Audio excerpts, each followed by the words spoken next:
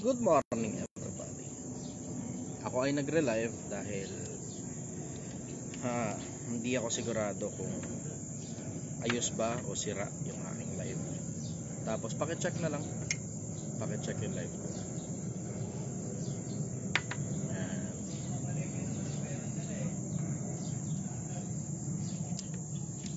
Ayun, okay na. Meron na. Ayan. Okay. So as I was saying, okay na ulit yung live. Gumagana na, nakakakita na ako ng viewers at last. Kasi kanina may mga viewers daw pala. Tapos hindi ko naman makita. Yun ang problema. Anyways, so as I was saying, teka lang, connect lang muna tayo sandali sa Bluetooth.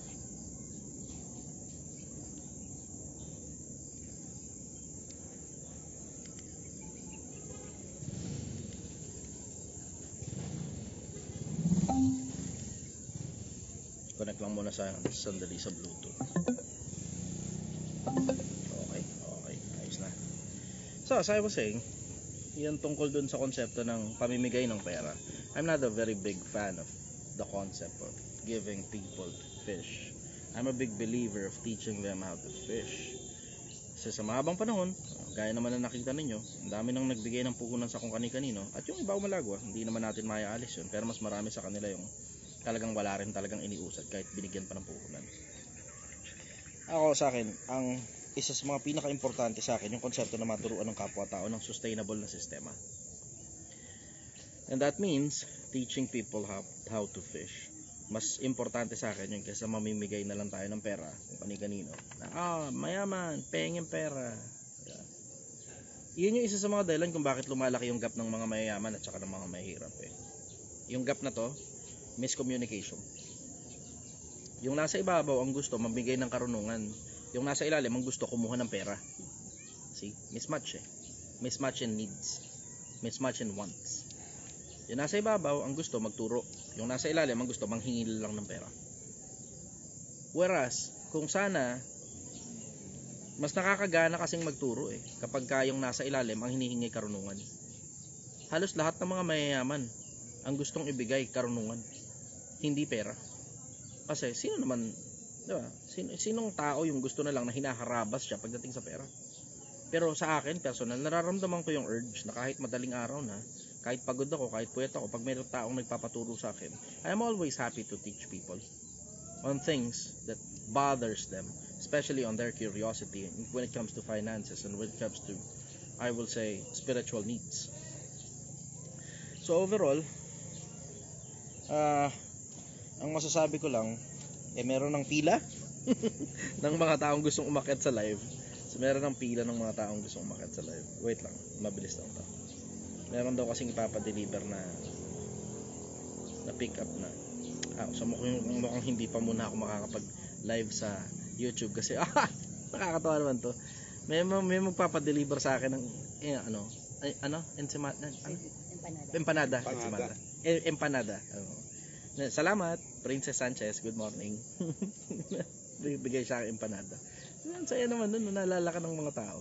Yung simpleng gesture lang na gano'n na merong maliit na bagay na binigay sa'yo. Ang sarap sa pakiramdam na naalala ko ng tao. Ang sarap sa pakiramdam. Ganong kaliit yung bagay. Kahit gaano kaliit. Totoo, kahit gaano kaliit. You would appreciate that. Oo. Yun yung when you already have everything, it's the small things that counts. Pag meron ka na ng lahat ng bagay, ang pinaka-importante na sa'yo yung mga maliliit na bagay. Yung effort ng kapwa-tao na naalala ka. Ang sarap kaya sa pakiramdam nun na, galing ako ng China, naalala kita. Meron akong maliit na buting tingin ditong mga maliliit na candy. Tinan mo si Rhea, galing ng Japan. Tapos may mga maliliit na mga bigay na chocolate. Saya ko. Ang sarap sa pakiramdam ng pag naalala ka ng tao. Hindi na yan sa palaki yan kasi may mga iba nagtatanong, parang alam mo nahihirapan pa sila. Para, Sir Chester, meron ka naman ng lahat ng bagay na kailangan. Nakuha mo na rin lahat ng bagay na gusto mo. Ano pa ba naman importante sa iyo? Ano mabibigay na? Sabi ko, hindi sa ganun yun. Kahit maliit lang, isang pirasong candy, maligaya ako ron. Maligaya ako sa isang pirasong candy. Yung mga iba, akala nila, noong nakaraan nga, may nagregalo sa akin ng Louis Vuitton Sabi ko, sobra naman yung Louis Vuitton. Maraming salamat, na-appreciate ko yun. Pero yung mga maliliit, maligaya ako ron Lalo na pag galing sa maliit na tao. Walis. Yung galing sa mga, yung walis. Chicken pastila. Tsaka chicken pastila, katuwa yun. Oh, walis at saka chicken pastil. Oh, ang saya nun eh. Yung mga mayaman, okay na, para paresan tayo may pera. Na-appreciate ko rin pa rin naman yung gesture. Pero mas maligaya ako dun sa mga maliliit na bagay. Hindi na sa mga malalaki. Siguro, sa ko, putang ina, tumatanda na yata ako. Ganun yata kapag tumatanda ka na, maligaya ka na sa mga maliliit na bagay. Hindi ka na masyadong interesado dun sa parang flashy and beautiful. Ewan ko, di ko alam, siguro tumatanda na yata ako. I'm growing older. Ewan ko, hindi ko alam kung bakit ganun. Pero alam mo yung tama yung sabi nila eh. Ang paglapit upang makinig ay maigi kaysa magbigay ng hain ng mga mangmang. Mas maligaya ako dun sa lumapit ka sa akin kasi gusto mong may matutunan galing sa akin, kaysa yung lumapit ka sa akin kasi may gusto kang ibigay. Tapos maligaya ako dun sa gusto mong ibigay, pero mas maligaya ako na makahanap ng mga taong kakwentuhan. Ayun, totoo. Maligaya ako dun sa binigay mo sa akin, pero mas maligaya ako kung makikipagkwentuhan ka sa akin. Happy ako sa ganun eh. Maligaya ako sa ganun eh. Yung, diba? It can be the best of both worlds. Pero alam mo, ngayon nararamdaman ko siguro dahil nga tumatanda na ako. Yung pakaramdam na merong mga tao na gustong magbigay sa akin ng bagay. Tapos, yung ibinigay, valuable, mahal. Yun nga lang, parang intimidated sa akin yung tao na gusto niya, ibigay lang yun, tas umalis na siya. Mas gusto ko yung makapagkwentuhan eh. Kahit candy lang. Kahit candy. Okay sa akin, maligaya ako sa kahit ano, bigyan mo ko maliit na bato, ganun, nakuha mo lang sa kung saan man. Ito, nakuha ko to galing sa gantong lugar. Kahit doon lang sa bahay nyo, bigyan mo ko maliit na bato, ganun. Ito, Chester, binigay ko, galing doon sa lugar namin to, napulot ko to sa sahig. Oh. Maligaya ako sa ganun. Tapos kwento mo sa akin kung paano mo napulot yan. Yung bunga na lang para pwede. Noong nakarami, nagbigay sa akin dito, mangga, maligaya ako eh. Galing daw sa puno nila yun, tapos kinuwento sa akin kung paano nila nakuha yun. Sinungkit namin na gano'n. Pag sungkit, putang ina, munti ka pa kayo mahulog. Nakakatuwa. Anyways, kakanta muna tayo ng Leonilo Hernandez. Leonilo Hernandez. Hindi pa ako makakapag-live sa YouTube eh. May konti na lang siguro ako mag-live sa YouTube.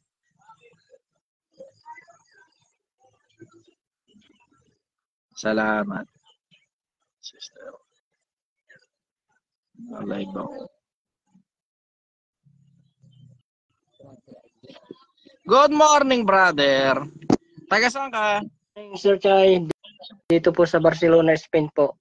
Barcelona. Okay. Dali, mabilis na ito. Ayusin ko lang sandali yung speaker. Hindi ko alam bakit parang hindi yata ako moneta. Babachi ka na? Salamat sa pagbisita pa. Appreciate kita. Thank you ha. Wag ka na lang tayo. Sige. Bakit yun? Okay. Dali lang, brother. Mabilis na ito. Okay. Okay. Sige, habang kumukonekta ako sa internet, ano tanong mo, brother? Regular fans mo sir ako nung isang araw din magkausap po tayo. Sige, ano? Sir, para magustuhan ka parang ibang tao, ano yung dapat gawin? Kasi gumagawa ka na ng maganda sa kapwa-tao para kung hindi pa rin sapat. Ano pa yung dapat gawin? Hindi pa rin sapat. Ingrato ang tawag dyan. Ingrato ang tawag dyan. Ano ngayon ang gagawin sa mga taong ingrato? Pabayaan mo na sila. Katulad niya, nasa Barcelona ka, ang ibig sabihin niyan, marami ngayong mga parasite sa'yo na nakapaligid sa'yo, na binibigyan mo na ng pera, galit pa sila, na parang gustong kunin lahat ng meron ka. Pagka gano'n, tatapon mo na yung mga ganyan klaseng tao, kasi basura yan eh. Basura. Paano ko nasabing basura? O hindi, kung hindi ka ba naman basurang klase ng tao, binigyan ka na, masama pa loob mo. Diba? Dahil palagay mo, meron kang expectation na dapat sumapat yung mga bagay na binibigay sa'yo. Tapos magkano yung kasapatan na yan? Walang eksaktong halaga. Basta lahat ng gusto mo dapat ibigay ng kung sino mang nasa Barcelona, Spain. See? Si Raul. Kapag nagbigay ka, tinatapon na yan. Mga ganyan klase ng tao. Kukumustahin kapag may padala ka. Pag wala na, hindi ka maalala. Tapos mabigat niya na ipadala mo ngayon kung ano man yung padala mo. Ni thank you, wala ka matanggap, pabalik. Wala. Yun nga eh. Supposed to be, kapag ka nag-e-effort ka para sa isang tao, dapat ang kapalit nun pagpapasalamat. Diba? Yung generosity mo bilang OFW, dapat ang kapalit niyan, pagpapasalamat. Dapat magkakasuwato lahat ng bagay. Pag hindi magkakasuwato at one-sided lang, bigay ka ng bigay, tapos sila hindi ka na-appreciate. Tapos sila tanggap naman ng tanggap galing sa'yo, imbis magpasalamat, galit ka, pakiramdam nila, inapi mo pa sila at kulang yung binigay mo. Eh pagka ganun, tatapon mo na yung mga ganyang klase ng mga tao, hindi na importante kung kadugo mo pa yan. Tapon na yan, brad. Ingrato eh. Natulungan mo na, galit pa. Imbis magpasalamat, masama pa ang loob, at pakiramdam nila, inapi mo pa sila. Nakuha mo yon? Pagka ganun, brother, disconnect na. Disconnect na. Huwag mong do not give your pearls unto the swines. Huwag ninyong ibibigay ang inyong mga perlas sa mga baboy. Yuyurakan lang ng mga paa nila tapos babalik sa'yo para lapain ka. Eh, gano'n na nga nangyayari. Yung padala mo, bibigay mo sa kanila, parang perlas yun eh. Tapos, sila naman, hindi papahalagahan, tatapak-tapakan lang nila na parang basura lang yung binigay mo sa kanila kasi konti. Tapos para sa kanila, hindi sapat yun sa gusto nila. Tapos babalik pa sa'yo para lapain ka. Nakita mo? Do not give girls unto the swines. Maliit na padala ubos, malaki na padala ubos. Kaya nga, kasi nga, tinatapak-tapakan na lang ng paa ng mga baboy. Hindi tao ang tingin ko dyan sa mga ganyang klase ng tao eh. Sorry sasama loob nyo sa akin, pero hindi tao ang tingin ko dyan sa ganyang klase ng mga tao. May mga tao, mukha lang silang tao. Kumikilos sila na parang tao. Nagsasalita sila parang tao. Pero ang totoo, mga baboy yung nasa loob ng katawan nila. Hindi mga tao. Yung ganong klase ng mga tao, brother, just let them be. Pakawalan mo na lang sila. Palayain mo na lang sila sa isip mo. Basta wag ka lang gagawa ng masama sa kanila. Hayaan mo na lang silang mabuhay ng hiwalay sa buhay mo. Hindi na importante kung kadugo mo yan o kahit sino pa yan. Ang bottom line, simple. Pag ganyang klase ang mga tao, cut. Para wala kang sakit ng ulo, brother. Napakalaya ng buhay. Ang sarap-sarap ng buhay nang wala kang kaaway. Eh, di mo, gaya nga ng sabi ni David, sa pag-ibig ko sa kanila, mga kaaway ko sila. Eh, sukat pag-ibig na nga binibigay mo. Pakikipag-away pa ang itinutumba sa'yo, imbes sana tumbasan ng pag-ibig at pagpapasalamat. Nakita mo kung gano'ng kaingratong klase ng mga tao yan. Lalo na sa mga kamag-anak ng OFW, pag kanyang klase yung pinapadala nyo, tigilan nyo yung pagpapadala. Hayaan yung sumama ang loob nila. Hindi naman importante yung mga tao na yun eh. Paano ko nasabing hindi importante? Tignan mo, anong pakinabang ng mga tao na yan sa lipunan? Wala. Ganyan lang sila, kalabit penge lang, hingi lang ng hingi, hingi lang ng hingi, hingi lang ng hingi. Lahat ng bigay mo sa kanila, inuubos lang nila, tatapak-tapakan ng paa nila, tapos babalikan ka pa para lapain ka na para bang sila pa yung may ganang magalit sa'yo, at ikaw pa yung may utang sa kanila, at yung kamay nila parang nakakonekta sa bulsa mo, at dapat kung bubunot sila ng kamay nila sa bulsa mo, eh dapat may makukuha sila. Yung mga ganyang klase basura ng lipunan. Basura ng lipunan yan, brother. Tapon mo na lang. Oo. Tapon mo. Yung mga basura, ang bagay dyan sa mga yan mga plastic. Ang mga basura, bagay dyan mga plastic. Follow-up question, brother. Kung humingi ka naman ng tulong sa kanila, wala namang may bibigay. Oo, alam mo na sa sarili mo. Alam mo na, mga ganyang klase ng tao, tapon na yan, brother.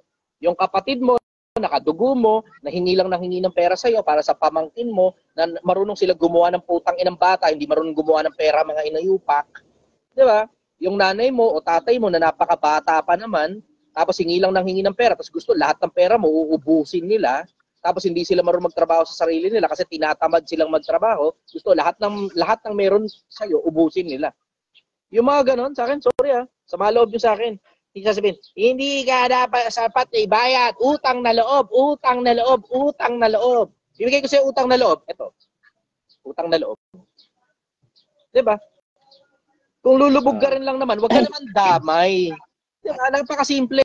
Kung lulubog ka, wag ka naman damay. Welcome ka na humingi ng tulong. Kung kailangan mo talaga ng tulong, pero kung gusto mo, sustento, dahil tinatamad kang magtrabaho, putang ina ka. Ganon kasi simple. Ang dami nang nagsubok sa akin yan, brother. Yung mga nanghihiram ng pera, tapos pag mala mo, putang ina, may emergency daw. Tapos anong emergency? Pinapalayas ako sa bahay. Bakit ka pinapalayas sa bahay? Hindi ka kasi nagbabayad pala ng rentang hindot ka. Bakit di ka nagbabayad ng renta? Kasi tinatamad ka pala magtrabaho. Tapos may trabaho ka pala, okay, inuubos mo pala yung pera mo sa kapritsyo. Ngayon, pag panahon ng bayaran, sa akin mo pababayaran bahay mo? Tapos, mangungutang ka sa akin, pag hindi ka pinautang, galit ka pa. Re-replyan talaga kita. Replyan ko sa'yo, selfie. Yan, ganyan. Ito, eksakto, selfie. Ganyan mismo. Diretsahan, selfie. Ganyan ako sa'yo. Tangina ka, magtrabaho ka. Huwag mo ko idamay sa putang inang kaputang inahan ng buhay mong putang ina ka. Simple. Ganon ka simple. Hindi ganon ka komplikado ang buhay. Hindi ganon ka komplikado ang buhay. Pag tinatamad ang kahit na sino magtrabaho at nangungutang sa'yo ng pera, huwag mo papautangin. Bakit? Alam mo hindi na magbabayad yan. Tinatamad ka magtrabaho eh. Wala na. Walang bayaran. Oo. Tinatamad ka magtrabaho eh. Pag ang tao tinatamad magtrabaho, putang ina, wala talagang kaputang inang sapat na halaga para sa taong tamad. Tignan mo, pansinin mo, yung mga taong tamad, yan din yung mga taong maluluho. Tapos sobrang tindi ng kaluhuan nila, kahit magkano ibigay mo, inuubos lang nila. Lahat ng meron ka, kayang ubusin ng mga tao na yan. Tapos, malupit nun. Ito malupit. Yung, tinutulungan mo silang umalagwa. Ikaw naman, tinutulungan ka nilang lumubog. Gets mo yun? Oo. Tapos, pag ikaw naman ang lumubog, tutuyan ka ng mga hayop na yan. Di ba OFW ka? Asan ang pera mo? Di ba pag OFW mayaman? Tanga na sa kanila nga napunta yung pera mo. Opal. Hindi ganun ka-komplikado ang buhay. Napakasimple ng konsepto rito sa buhay na to. Dapat tayong lahat na mga able-bodied, hindi PWD, hindi senior citizen, at hindi na rin minor de edad, at hindi rin nag-aaral, dapat nagtatrabaho tayong lahat. Nagtatrabaho dapat. Hindi ka nagtatrabaho? Nangingi ng pera? Ang tamad mo? Kapritsyo lang pinupunta ng pera mo? Maliwanag pa sa sikat ng araw, isang malupit na pakyo ka. Simple. Hindi ka na komplikado. Sama naman ang ugali mo. Wala akong pakialam. Bakit? Mas mura pang sabihin mo na masama ang ugali ko, mas mura pang sabihin mong ingrato ako, at mas mura pang sabihin mo na wala akong utang na loob kaysa ibigay sa'yo lahat ng pera ko. Okay lang sa akin, kakainin ko na lang lahat ng sinabi mo. Mas murang kainin yung mga bagay na pinagsasabi mong masakit sa akin kaysa magbigay ako ng pera sa'yo, galit ka pang hayop ka. Tangina. Simple. Simple. OFW, ingatan niyo sarili niyo. Masyadong maraming mga gutom na buhaya sa lipunan. Apakaraming gutom na buhaya sa lipunan. Lahat ng tao gusto lang kainin yung pera niyo. Hiram ng hiram, hingi ng hingi. Pagka hindi nakakahingi o nakakahiram sa inyo, galit pa. Tapos lahat ng nanghiram, hindi na nagsosoli. Lahat ng nanghihingi, wala ka makuhang sukli. Putang inang yan. Putang inang mga tao yan. May mga manghihingi pa ng pasalubong. Putang ina, nakakatawa no? May mga hihingi pa ng pasalubong, putang ina. Nanghihingi ka pasalubong, ba't may pabaong ka ba nung paalis ako?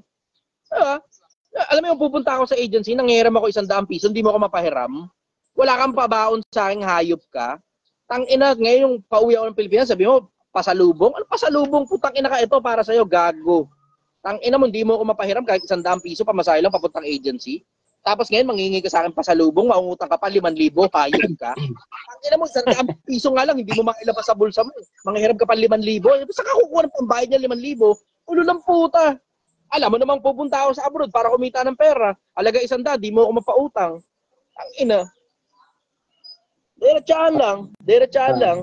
Yung mga ganyan klase ng mga kamag-anak na ingrato, yung mga basurang klase ng kamag-anak, dapat yan tinatapon.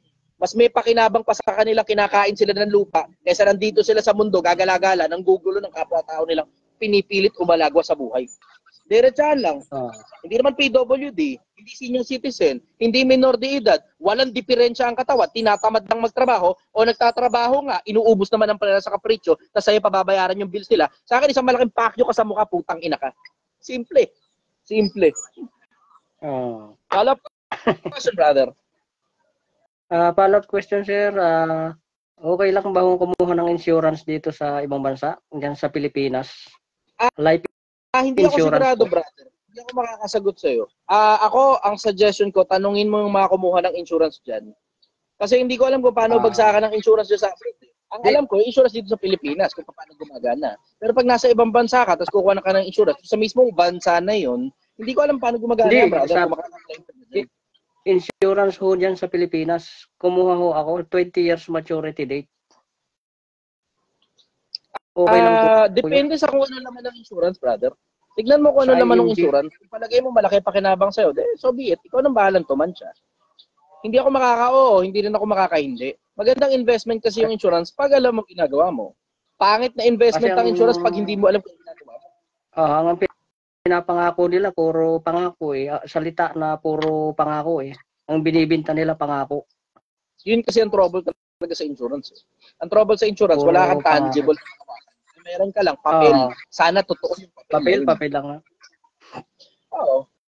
Yun ang isa sa mga, alam mo yun, isa sa mga bagay na mahirap tungkol sa konsepto ng insurance. Eh. Ang hirap paniwalaan yung pangako. Kasi yung pangako nga niyang walang hanggan kayong magsasama. Hindi naman nila totoo. Mahirap pangawakan sir eh, dahil ang sitwasyon sa mundong ito nag-iiba-iba. Taon-taon nag-iiba-iba. May mga kinikilig dito sa harap ko. Nakakatawa to sobra. Yan. Wala. Ganun talaga eh. Promises are meant to be broken.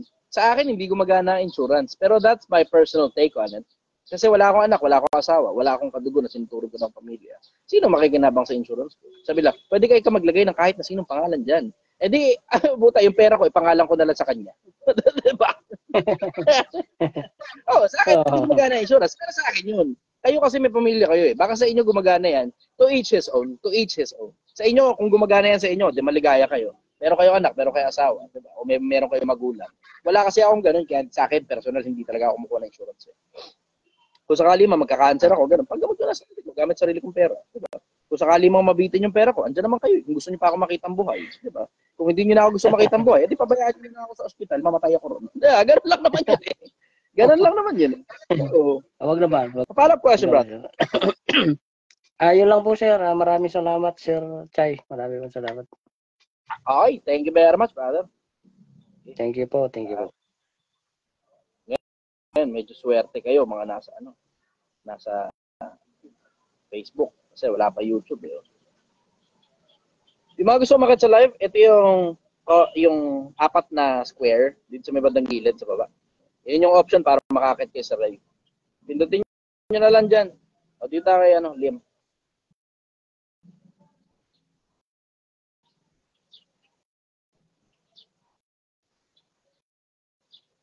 May nakasulat ba sa Biblia na pwede kang pumatay? Maraming utusan Diyos sa Biblia na pwede kang pumatay. Pero hindi ikaw specifically. Yung mga naunang tao noon, unang panahon. Siguro because of, I would say,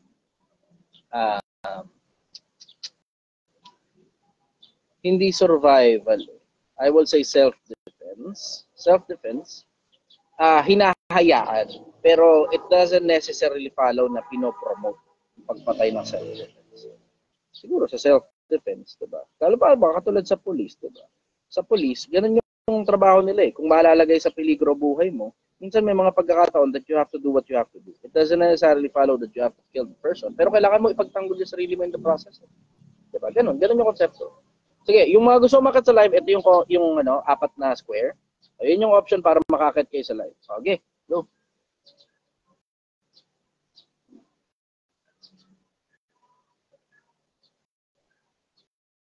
Kuya Idol po kita mula umpisa, mula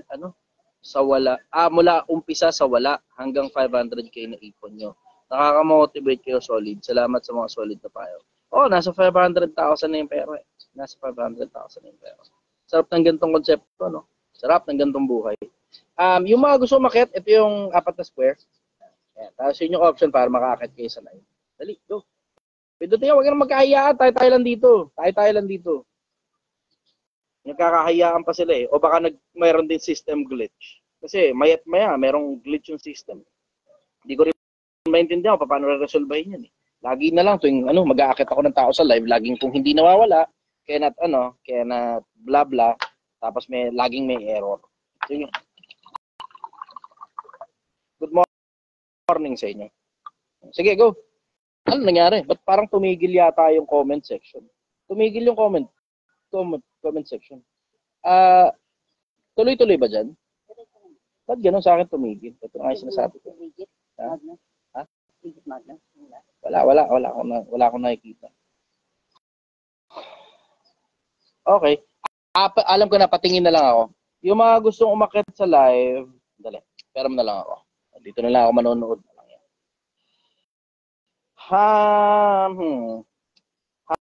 Hans sa bordo. Ako, bro. Hanapin kita dito. Hanapin na lang kita dito. Yung mga gusto umakyat sa live, yung comment, yung option, Hans sa bordo. Invite na lang kita, ha. Nakakainis. Ito na may problema na naman tayo sa Facebook na naman. Kaya pa rin ng dati. Hindi ko alam kung bakit, pero lagi na lang ganyan. So wala. Titignan ko na lang talaga rito. Good morning, brother. Taga saan ka? Bataan. Bataan. Okay, ano tanong mo? Brother, tanong ko lang. Bakit ba, mahirap magbubuon? Because of, too much emotional attachment. Dahil dun sa naaalala mo kasi yung mga pinagsamahan. Diyan pumapasok yung tawag nila sunk cost fallacy. Sunk cost fallacy. Yung konsepto ng sunk cost fallacy, yun yung konsepto na pinanghihinayangan mo yung mga bagay na nakaraan. Dahil masyado ka ng maraming nailagay na investment dun sa isang sistema o sa isang tao. Diyan din nagkakaproblema dun sa kung bakit magtataka ka, bakit may mga tao na nakautang na dati, pinalasubas, pinapautang pa rin ng parehas na tao. Ewan ko kung nasubukan ninyo yun, ha. Merong mga tao na umutang ng 500 pesos. Tapos, alam ko may utang ako 500, pautang ako ulit para 1,000 yung utang ko. Susunod na panahon, pautang ako ulit para 2,000 yung utang ko. Pautang ako ulit para 5,000 na yung utang ko. Pautang ako ulit para 10,000 na yung utang ko. Tapos palaki ng palaki. Hindi, kailangan ko kasi kailangan ko makahiram ng pera sa'yo, Brad, eh. Kasi pag hindi mo ko pinautang, di ako makakabayad sa'yo. Utang ina mo, sunk cost fallacy na yun. Yun na mismo yun, wala ka na choice, naipit ka na. Alam mo, hindi na magbabayad yun. You have to acknowledge the fact na lahat ng mga bagay na pinagsamahan ninyo dati, hindi na mababalik. May mga tao kasi pinanghihinayangan lahat ng mga bagay. Naiintindihan ko yun, understood yun. Kasi alam mo yun, nagkaroon ka ng emotional attachment dun sa isang sistema o sa isang tao eh. Yun yung nagpapahirap sa pag-move on. Yung konsepto na hindi mo kasi gustong kalimutan yung pinagsamahan ninyo. Hindi mo gustong kalimutan na meron siyang utang sa'yo o hindi mo gustong kalimutan na meron kang in-invest dun sa isang sistema. Ngayon, paano mako-combat yun? Paano malalabanan yung ganung pakiramdam? Malalabanan mo yung ganung pakiramdam kapag in-acknowledge mo na lahat ng bagay na wala na, wala na. At hindi mo na mababalik kahit kailan. Katulad ng konsepto ng pagsusugal. Yung iba, kaya hindi sila makatigil doon because of addiction. Tapos bakit hindi makamove forward? Kasi isa sa mga konsepto, ang dahilan kung bakit hindi makamove forward, kasi iniisip nila, baka makabawi. O baka manalo. Yun din yung iniisip ng mga tao tungkol dun sa mga exes nila, na baka kasi makabawi yung ex ko, baka magbago pa eh. Baka magbago. Ang haba na ng panahon eh. Puta, 12 taon na kayo magkasama. Mula umpisa, ganyan siya. Hanggang ngayon, 12 taon. What made you fucking think na sa loob ng 12 taon, ngayon palang magbabago yan? Diba? Pag ganyan na cycle niyan, 12 taon kayo, tapos iniisip mo ngayon magbabago. Sabi mo, baka kasi ganito eh, baka ganyan. Alam mo, ang pagtiwalaan mo, ano ba nangyari sa mahabang panahon?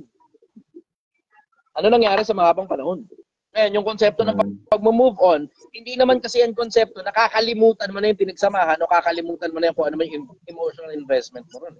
Ang konsepto ng pag-move on, kaya tinawag na moving on. Bakit sinabing moving on? You have to learn how to move forward without the person or the system in mind. Yun yung konsepto nun. You have to learn how to move on without him, without her, and you have to acknowledge that the good times have already passed. Every party has its end. Follow-up question, brother. Ganito kasi yung brother. May kaibigan kasi ako na hindi pa rin makabubon sa pangyayari na yun. Almost 1 year na nga eh. Hindi siya makamubon dahil na parang nasaktan siya dun sa trabaho lang naman. Hindi siya, ang babaw lang naman para sa akin. Nagsabi naman ako nag-apology naman ako. Babae kasi to, hindi siya makamove on. Sinisiraan ako sa ibang tao. Wala naman magpakialam eh. Seryoso. Ayun lang naman kasi kinakababad kasi ang hirap niyang mag-move on. Sa bagay, wala naman akong magagawa kung gano'n siya. Yun lang, brother. Nakaalala niya kasi yung sakit ng nakaraan. Ganyan alam mo, isa sa mga I will say, fault of being a human being. Yung konsepto na meron tayong memorya, pero dapat at the same time, as much as meron tayong memorya, dapat matuto ka rin gumamit ng konsepto ng kalimot. May mga tao dapat matuto ng konsepto ng kalimot. Kasi tinan mo, ang madalas na pagkakataon sa mga tao, baliktad. Ang naaalala, yung mga maling gawain ng maling ginawa sa kanila. Pero lahat ng mga mabubuting ginawa sa kanila, hindi naaalala. Minsan, you have to train your mind to remember the good things in a relationship rather than remembering the bad things and repeating the same thing over and over again verbally. Inuulit-ulit sa bunganga, paulit-ulit yung parehas na pagkakamali na napatawad na o hindi man napapatawad, isang beses lang naman nangyari at humihingi naman ng dispensa yung kabilang panig. Siguro because of the damage. Understood na yun. You have to put that into consideration. Ngayon, paano mo mariresolve yun? Walang paraan para ikaw makaresolba nun. Walang paraan para ikaw makaresolba. Bakit? Pwede mo ba namang i-feel yung naramdaman niya? Di ba? Pwede ba namang ikaw yung magtanggal ng pakiramdam na mali dun sa tao na yun? Ang kaya mo lang gawin, yung konsepto na tatabunan mo yun na lahat ng mga mabubuting gawa. Yun ang magagawa mo. Pero kung hindi na willing yung tao na pumayag pa para matabunan mo yung yung pangit na nagawa mo sa kanya ng mga mabubuting gawa, ano pa ngayon ang kaya mong gawin? Wala kang choice kundi hayaan mo na, brother. Hayaan mo na. Pero ako, suggestion ko, pilitin mong bumawi. Makakabawi ka, matatabunan mo ngayon yung mga pangit na experience niya tungkol sa'yo. Pero kung wala ka ng pagkakataon para bumawi, and then, ikaw na ngayon ang gumamit ng salitang moving on na tinatanong mo sa akin. Ikaw na mag-move on. Move on ka na away from that person. Nakukuha ko, brother. Pero nakakabisit lang din kasi isang taon na, sorry, Joseph. Ang nakakabisit lang kasi yung parang feeling na na hindi siya maka-moving forward sa sarili niya. Ako, okay na ako eh. Okay na ako. Sabi ko, ang babaw lang kasi ng problema na yun.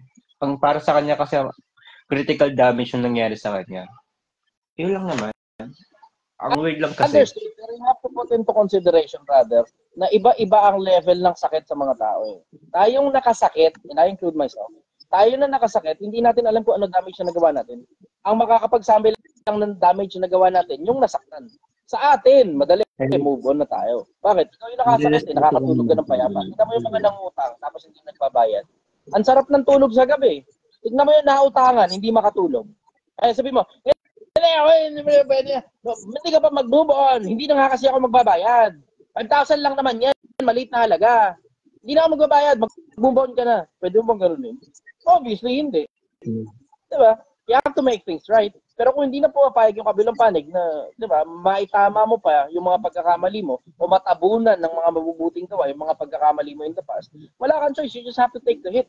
In the first place, dapat, sinigurado mo hindi masasaktan yung tao. Ganun. Kaya be careful of your I will say approaches to people. You have to be careful of your approaches to people.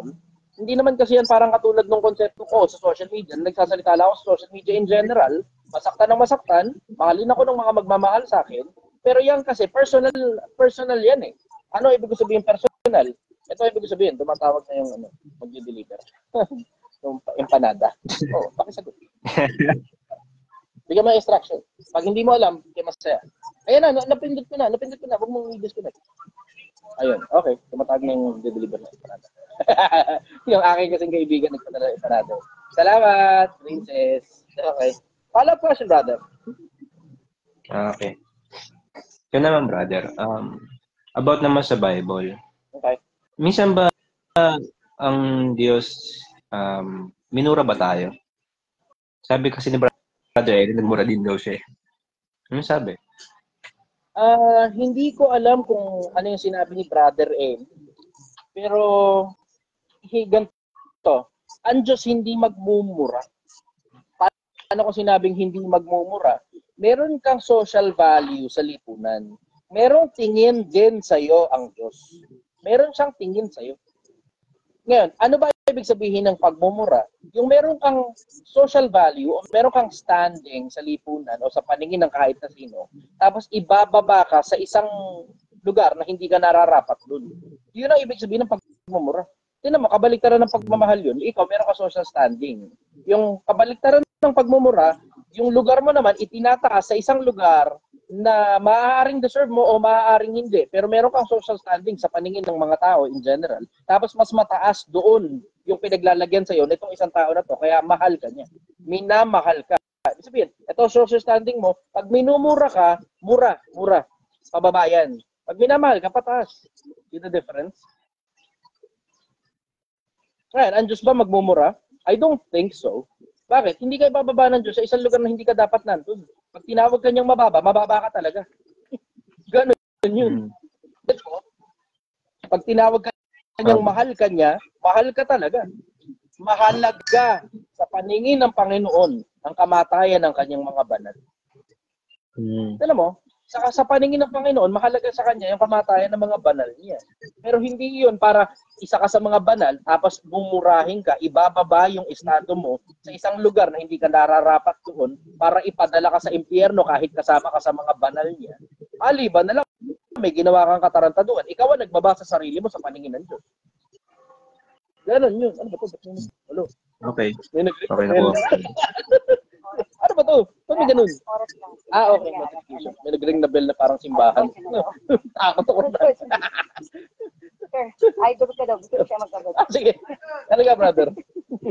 Salamat, ha. Ang nakakita ko nga sa booking, Chester, Dumsa. Thank you. Yung delivery guy. Magbati ka muna. Good morning po. Sino gusto mo din? Dumsa. Shoutout po sa misis ko dyan sa Floodway, sa Nakpawis. Yeah. Okay. Nung nakita ko sa booking, Dumsa. Salamat. Chester. Okay. Ano to? Ito na yung ano? Empanada? Okay. Sana. Proud ako na ibigay. Salamat, brother. Thank you, ha. Appreciate kita. Thank you, ha. Salamat, ha. Good po ka. Ikaw empanada. Kumain ka na ba? Bigyan mo siya. Salamat po. Hindi, magmerienda ka muna. Hindi ka pwede umalis nang hindi ka kumakain.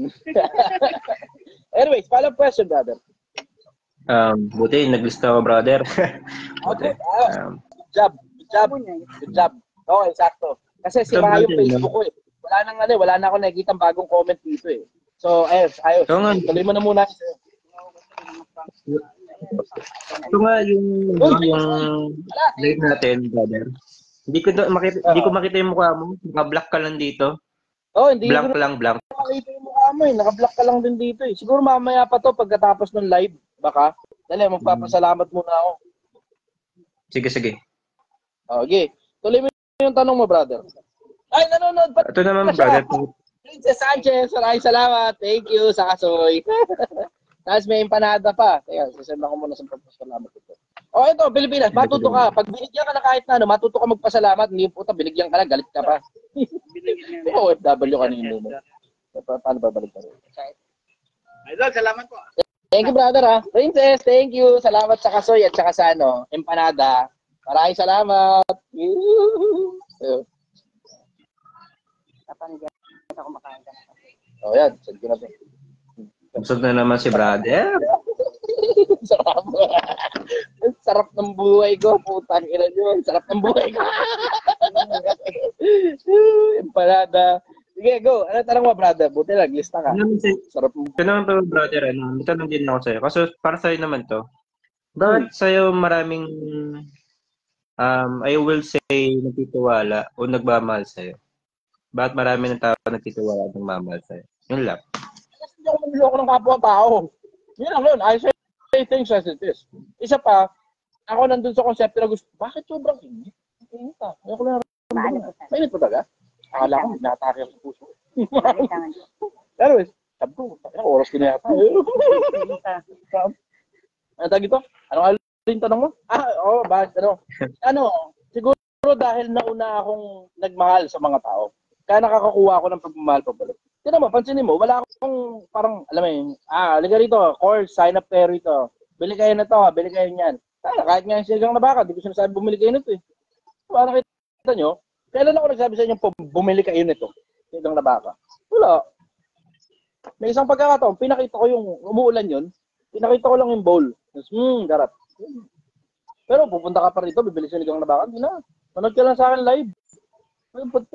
Punta ka pa rito, na. Typot ka lang dito. Okay lang ako. Gusto ako.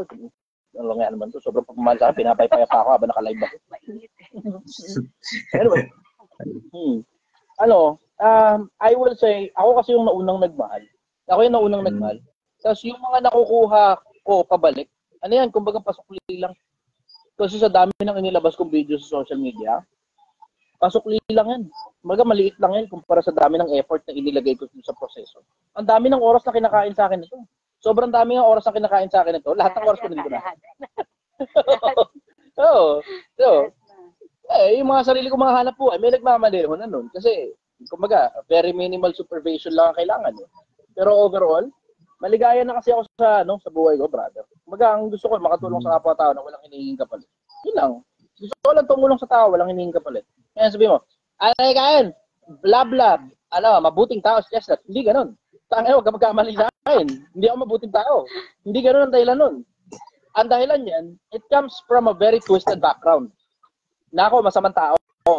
Ano kaya na ibig sabihin? I need to whitewash all my sins in front of my Creator. Nagagawa ba yun? Hindi ako sigurado. Pero I can always try. Di ba? Ang ginagawa ko, tinatabunan ko yung mga pagkakamali ko ng mga bagay na mabubuting ginagawa ko sa kapwa-tao ko. Kaya wala akong hinihinging kapalit sa inyo, bukod dun sa ipanalangin ninyo ko, kasi nagbabaka sakali ako sa kabilang buhay. Yun ang dahilan nun. Pero hindi yan parang mabuting tao. Hindi ganun. Twisted utak ko. Gusto ko yung konsepto na mayaman ako ito, mayaman pa ako sa kabila. Diba? Ang sarap ng ganung buhay, Brad. Bakit? Nakukuha mo lahat ng gusto mo rito, nakukuha mo rin gusto ko sa kabilang buhay. Diba? Wala na akong kailangan sa kahit kanino, brother. And I really wish that you can feel the same thing that I am feeling. Yung wala ka ng kailangan sa kahit na sino. Wala kang hinihingin kahit ano, wala kang hinihingin kahit, alam mo yun, wala eh. Yung ako yung gumagawa ng sarili kong pera, ako yung gumagawa ng sarili kong lahat, self-sustaining ako eh. Tapos, alam mo yun, ako na yung, bawa, meron akong bagay na hindi gusto, ikaw gumawa nito, ito pera ko, ikaw nang bala ka na dyan. Ganun, tapal-tapal lang, ganun. Tapos, alam mo yun, yung konsepto na wala kasi akong hinihingi na kahit kanino. Kung meron man akong kailanganin, ang ibig sabihin niyan, magtatrabaho ka sa akin, babayaran kita. Pero ako hihingi ng pabor kahit kanino, hindi ako masyadong mahilig sa ganyan. Hindi talaga ako masyadong mahilig sa ganyan, brother. Alam mo, self-sustaining ako. Lahat ng bagay na kailangan ko, ako na rin sa sarili ko. Lahat ng bagay na ginagawa ko, pinaghihirapan ko. Lahat ng meron ako, pinaghihirapan ko. Pero syempre, meron ding some sense of swerte along the way. Pero isa sa mga pinakamalalaking kasi, swerte ko sa buhay, yung eloquent ako pagdating sa pagsalita. Magaling ako pagdating sa pagtatahi ng salita. Ang ibig sabihin nun, sa dami ng mga bagay na natutunan ko sa buhay, I can convert those things that I have learned in the past into words entertaining enough for people to listen. Entertaining yung mga bagay na sinasabi ko. So I'm giving you entertainment. I'm also giving you wisdom. I'm also transferring knowledge to you. So ako, puro push, pamigay sa inyo, pamigay. Ito, pamigay. Hindi ako interesado doon sa konsepto na namimigay ng pera. This is my form of charity and I'm very happy with this. Na yung mga kapwa-tao ko, nakikita ko umalago yung buhay nila.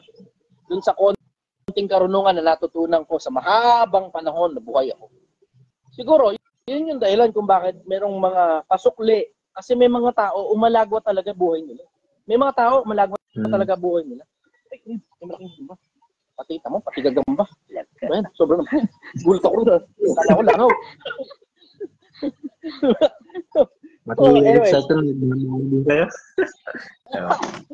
ito, I'm coming from the perspective na ako lang talaga ay nagmamahal ng kapwa-tao ko. Wala namang ibang wala namang ibang parang ulterior motive dun. There's nothing to that. Wala yan parang benta ng course o blah blah. O tatakbo sa politika, putang ina. Hindi talaga interesado. Sorry, ayoko ng ganyan sakit ng ulo. Kung gusto niyo yan ganyan sakit ng ulo tumakbo sa politika, kayo na lang. Tulungan ko na lang kayo, promote ko na lang kayo. Pero ako pa tatakbo sa politika, putang ina, pagpasa ko. Maligaya ako sa lahat ng meron ako, maligaya din ako sa lahat ng bagay na wala ako.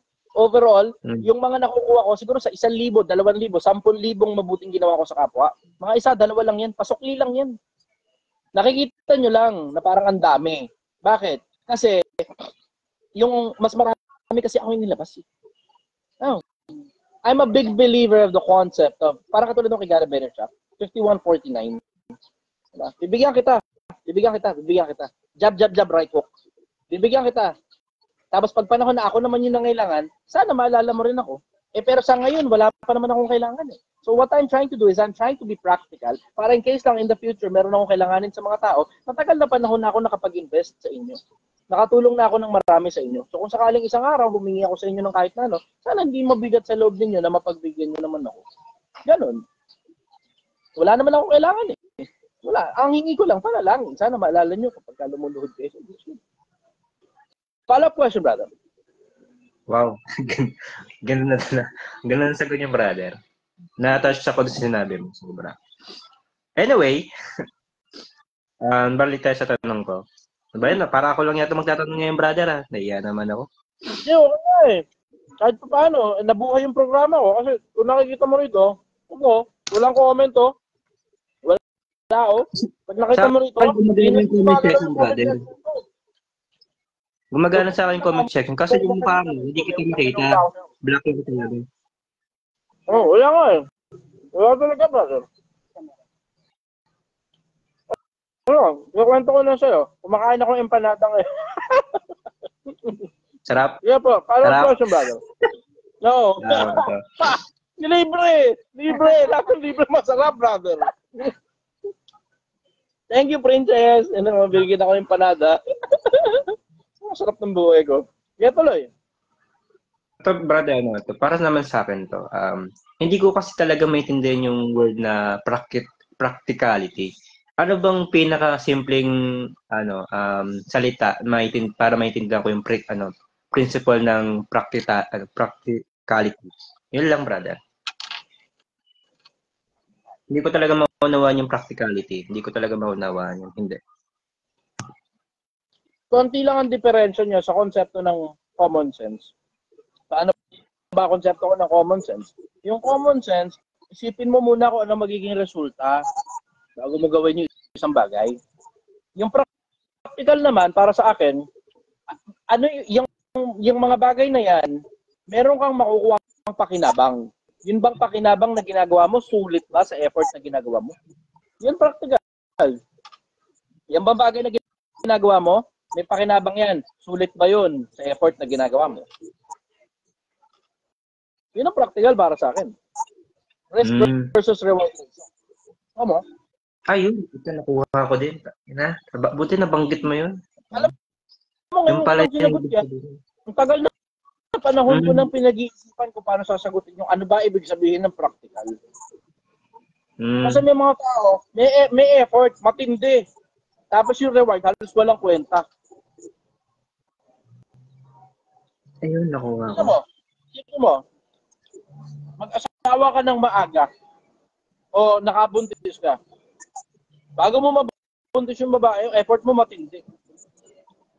Talagang tanginan, pinagkaligaw-ligawan mo talaga yung babae, ganun nakuha mo. Ito ang problema, 16 anyos ka pa lang. Oh. Yung effort mo matindi. Ano ngayon ang reward sa'yo? Nagkaanak ka ng maaga, may pakinabang ba yun para sa'yo? Meron. Pero sulit ba? Hindi. Nagkakatalo kung sulit yung pakinabang na makukuha mo, brother. Yun para sa akin yung practical. Ayun, nakuha ko. Nakuha ko ng kuya, brother. Yung pala ang sinasabi ng practical, effort equals reward. Okay, nakuha ko. Sinusulit ko kasi lahat ng binabanggit mo dito eh. Para meron ako knowledge, para may ako matutunan o matutunan karunungan sa'yo. Yun lang naman, brother. Sinusulit ko lahat kasi gusto ko, gusto ko malaman. Yun lang naman sa akin. Okay, good, guys. Kaya person, brother. Sorry. Ganun pala alam mo naman. Saksak na sa mukha nga ako. Sarap. Nakalimutan ko lang ka-live ako. Lumunod ako. Hindi, paano question, brother? Ito naman, brother. Ito nakapansin ko to sa mga katrabaho ko. Oh. Meron akong nakausap na bagong empleyado sa amin. Tinanong ko siya, baka siya nagtrabaho. Kasi hindi na siya nag-aaral. Actually, tinanong ko siya, pinag-aaral ka ba ng magulang? Oo. Kaya ka ba pag-aaral ng magulang? Oo.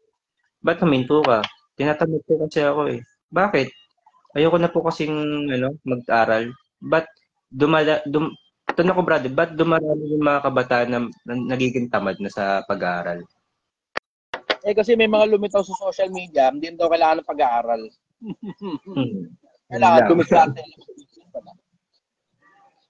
Yun Yun lang. ang isa sa mga dahilan bakit marami ngayon sa Pilipino ayaw na mag-aral. Hindi ka kasi nakakayaman ng pagiging empleyado. Hindi daw nakakayaman ng pagiging empleyado. Napakabobo. Yan ang hirap kasi kapag yan ang hirap kasi kapag yung mga pinakikinggan mong mga tao, mga mayayabang na mga bobo. Yun ang tingin ko dyan. Yung mga hype-hype. Ang tingin ko dyan, mga mayayabang na bobo.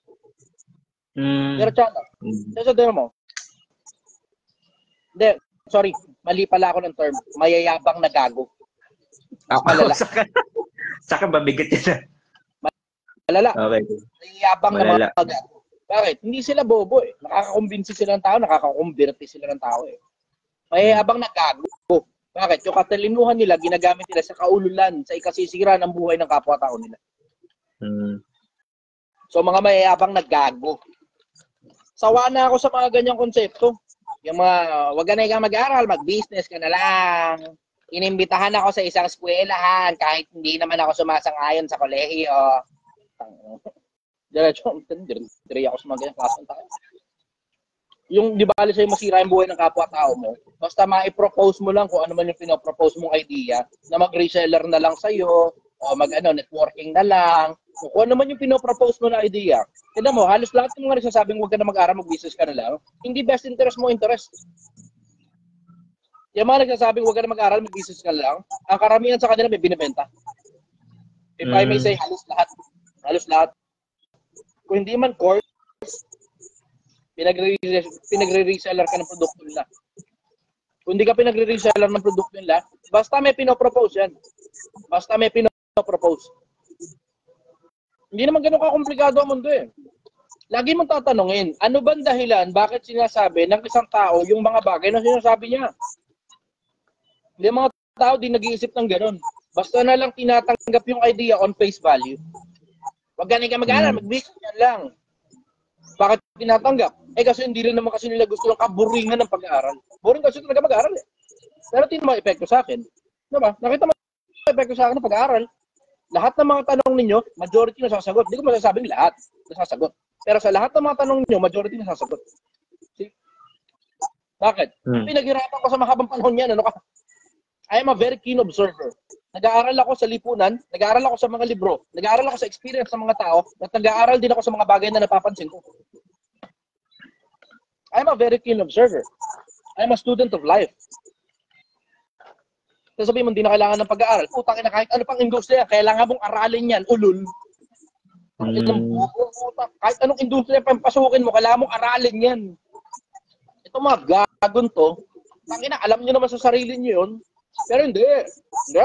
Siyempre, papangaral namin, hindi na kailangan mag-aral. Bakit? Kasi mag-reseller ka na lang. Tumama ka sa amin. Join ka sa amin. Putang ina. Bakit? Buhay mo. Best interest nila nasa isip nila eh. Hindi na nila iniisip yung buhay ng kapwa-tao nila na baka masira pag pinakailaman yung pag-aaral. Bakit? Tanga, hindi lahat ng tao pang negosyo. May mga tao pang empleyado talaga at walang masama ron. Mga gagod to, sinira mo yung buhay ng kapwa-tao mo, hindi na nakapag-aral, imbes patapos na sana ng kolehiyo, pinatigil mo pa sa pag-aaral. Kaya hindi na makapalit sa pag-aaral. Ano, ikaw babubuhay sa pamilya niyan? Imbes na doktor na, imbes na abogado, imbes na engineer, imbes na piloto, imbes na architect.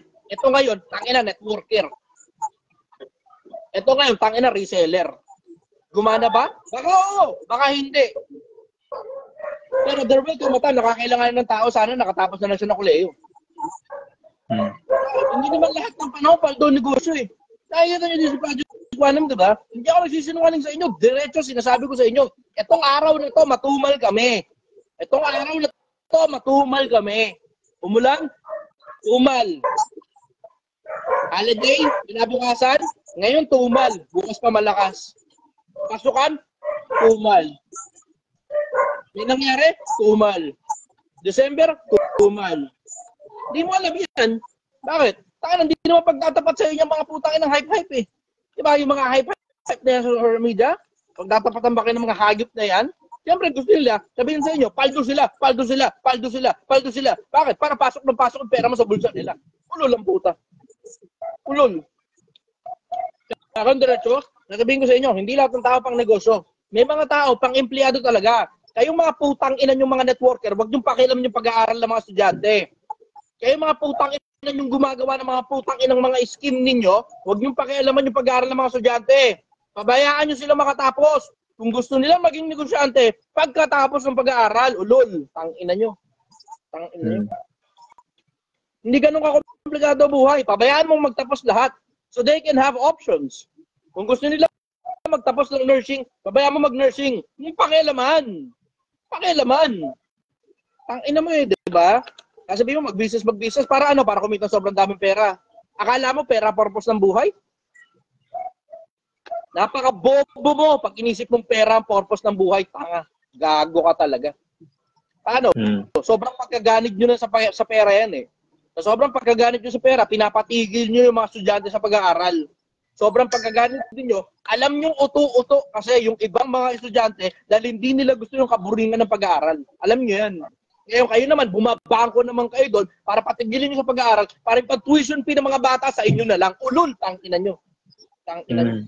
Eh, kalalagyan kayo sa paghuhukom, mga hayop kayo. Tangina nyo. Sunisira nyo yung kinabukasan ng mga kabataan eh. Tangina nyo. Sabi, buwisit ko sa mga putang inang yan eh. Diba? Yung mga reseller ko, no? Mga networking, tangina ng buwisit ko sa inyo. Putang ina nyo eh. Sabi mo, hindi naman ikaw lahat. May sinabi ako lahat. Marami. Sobrang dami. Panluloko ng kapwa. Paano? Kasi putang ina kasing sobrang pagkaganid ninyo. Hindi pa sapat sa'yo may isang sports car kang hayop ka. Gusto mo marami. Hindi pa sapat sa'yo may isang pirasong bahay ka. Gusto mo marami. Hindi pa sapat sa'yo may 1 milyon ka sa bangko. Gusto mo sobrang dami mong pera. Magkano ba yung putang inang hinahabol mo? Magkano ba? Sapat para ibenta mo yung kaluluwa mo sa demonyo? Tangina, nandamay ka pa ng kapwa-taong puki ng ina ka. Kung gusto mong pumunta ng impyerno, ikaw na lang. Diba? Bakit? Mas madali pang makapasok sa butas ng karayom ang isang kamelyo kaysa isang mayaman makapasok sa area ng langit. Kung gusto mong pumasok sa impyerno, ikaw na lang, puki ng ina ka. Huwag ka naman damay ng mga estudyante dahil lang madaling mauto ng bata. Sana, wala mas nakakadiri dyan. Yung pang-tuition ng pinambata, pinag-iinteresan mo, puki ng ina ka, nakakadiri kang tao, gago. Nakakadiri kang tao. Ang ina, pang kinabukasan niya ng bata para may option yung bata eh. Tang ina ka eh. Kung gusto magnegosyo ng bata, antay mo muna matapos sa pinag-aralan niya, pinapaaral ng magulang, tang ina ka eh. Diba? Tang ina itong mga influencer na to, nakakadiri kayo. Diretsahan, konti na lang, puki ng ina kayo, konti na lang, papangalanan ko na kayo. Sige lang, tuloy niyo yung mga kagaguhan ninyo. Tuloy nyo lang yan. Tang ina nyo, konti na lang, papangalanan ko na kayo, nakamunin ko kayo ng debate, mga puki ng ina kayo. Konti na lang, nanggigigil na ako eh. Merong ilang piraso dyan, takina talagang makulit talaga. Pinatitigil talaga mga estudyante sa pag-aaral. Konti na lang, tignan mo, tangina ka. Tangina ka, sinasabi ko sa'yo, tangina ka, konti na lang, ayop ka. Ako, pikon na ako sa pukin ng ina ka. Ang daming kabataan na sisira ang buhay dahil sa'yo, tangina mo. Hindi lahat kasing swerte mo, ulul. Sasabihin ko sa'yo diretso, hindi lahat kasing swerte mong ulul ka, tangina ka.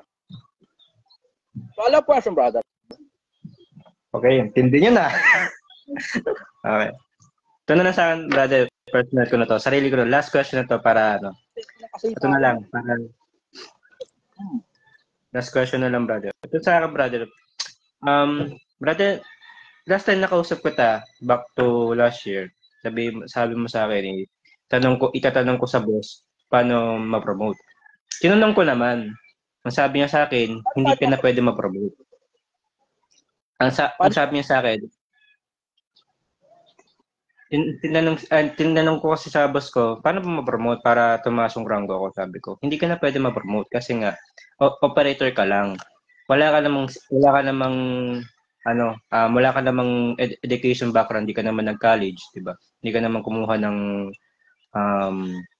engineering or mechanical, electrical, wala ka namang gano'n. Hanggang doon ka na lang sa pagiging operator. Yan lang. Kaya, kung gusto kong mangyari, brother, sa buhay ko, mag-abroad na lang ako.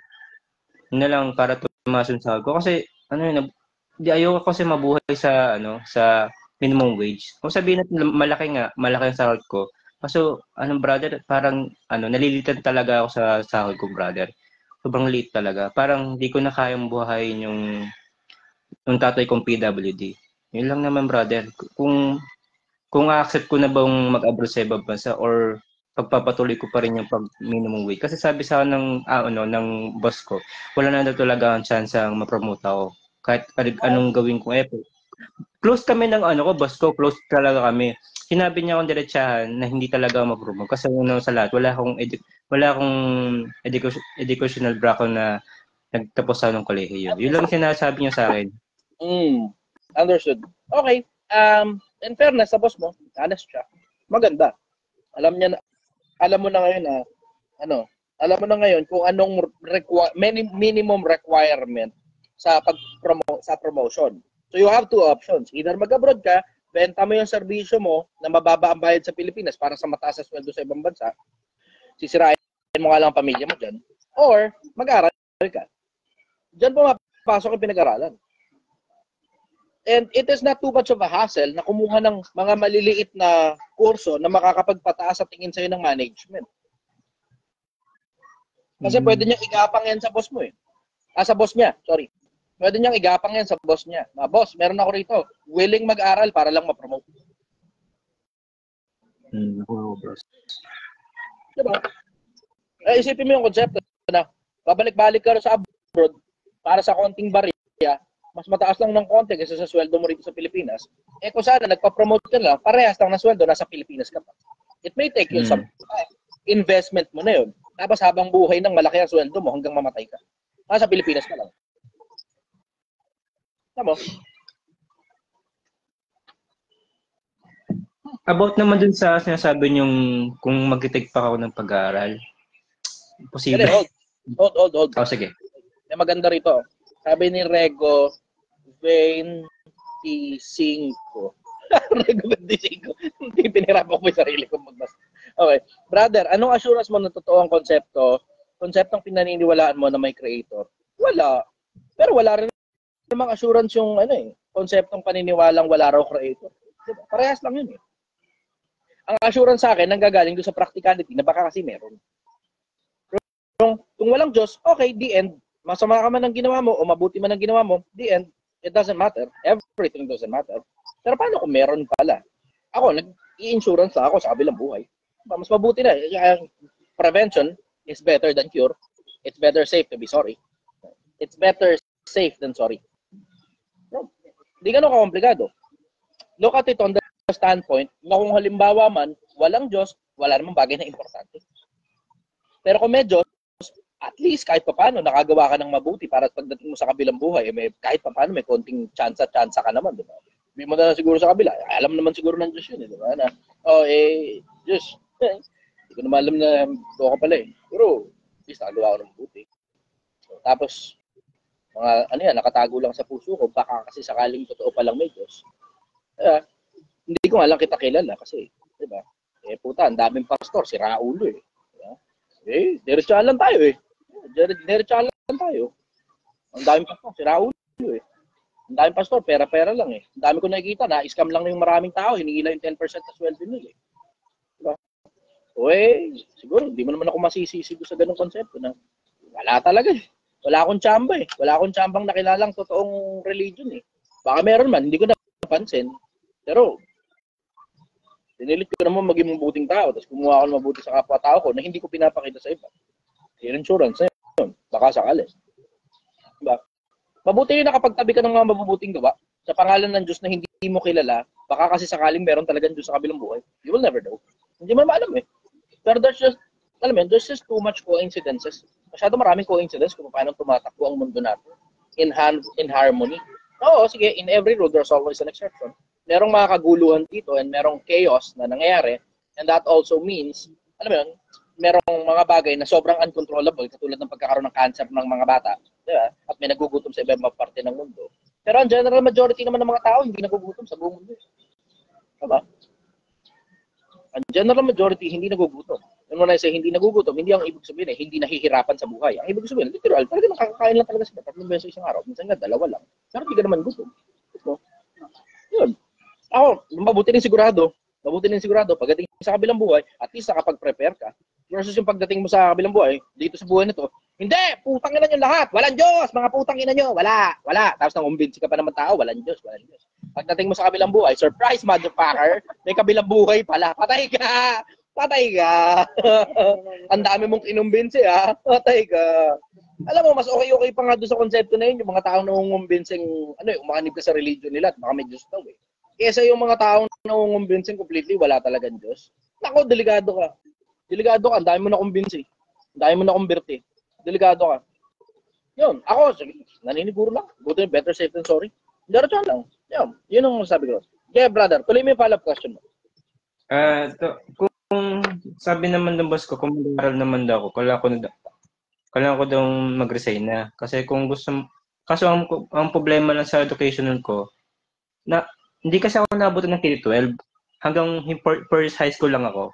Hanggang ngayon, ang requirements kasi sa kolehiyo ngayon is kailangan mo mag-under ng K-12 bago ka makapasok ng K-12 ay ng college. Bali, kaysa patataon na lang yung tatapusin ko, nagigano na taon kasi papasok pa kasi ako ng K-12.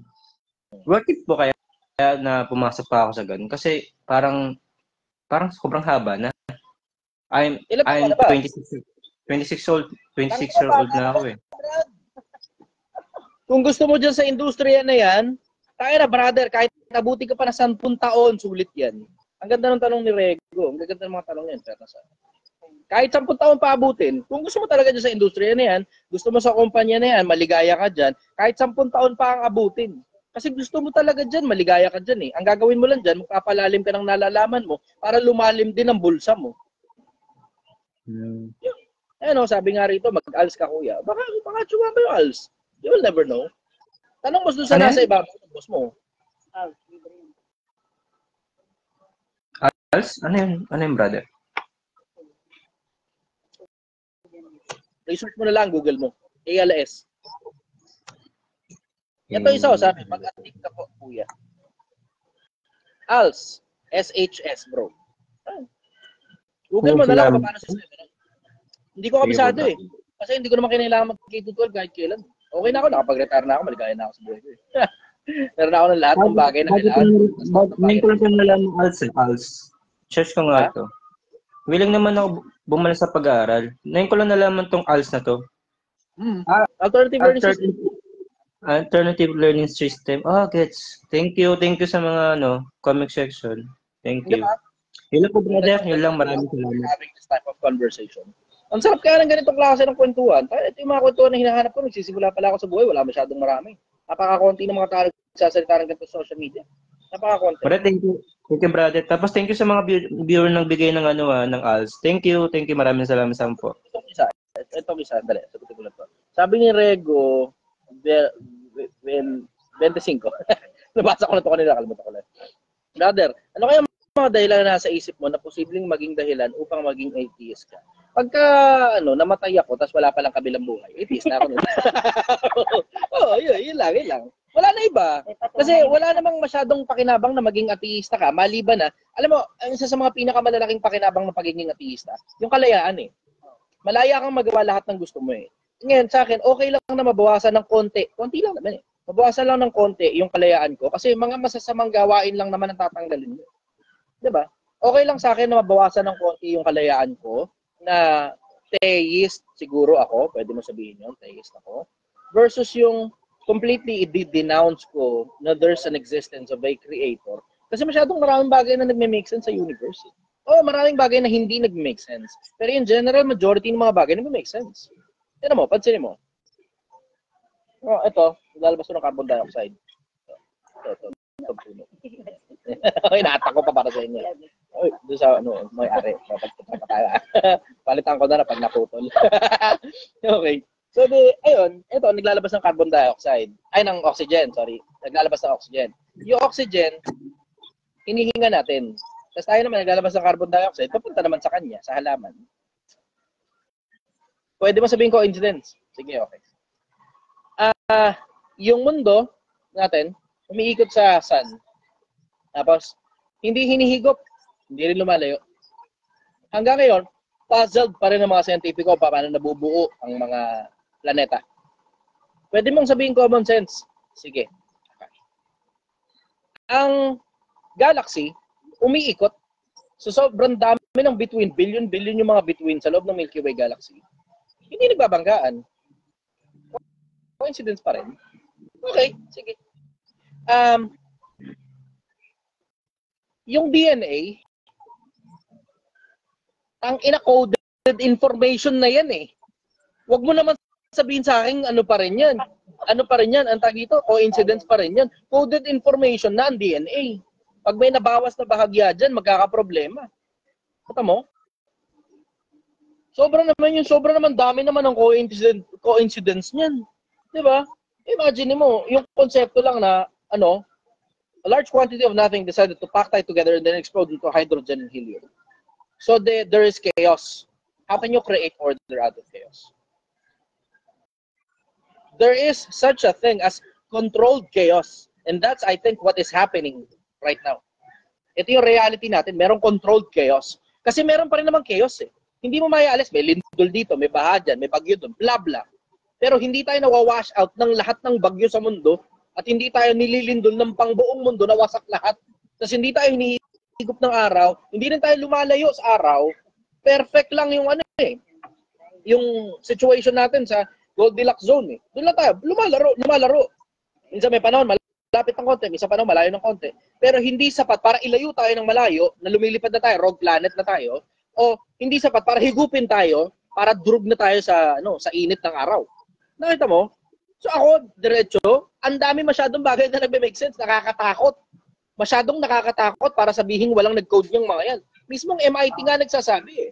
MIT, Massachusetts Institute of Technology, yung pinagkukuhanan ng NASA ng mga astronauts nila, yung balita ko, tapos yung sila kumukuha ng mga engineers, MIT, tangina, isipin mo sila may sabi, and they run the math. They have arrived to the conclusion that there's 50% chance na simulation lang tong buhay. Simulation lang tong reality natin. Simulation and 50% fucking chance. Tangina, 50% chance simulation to. Putang ina.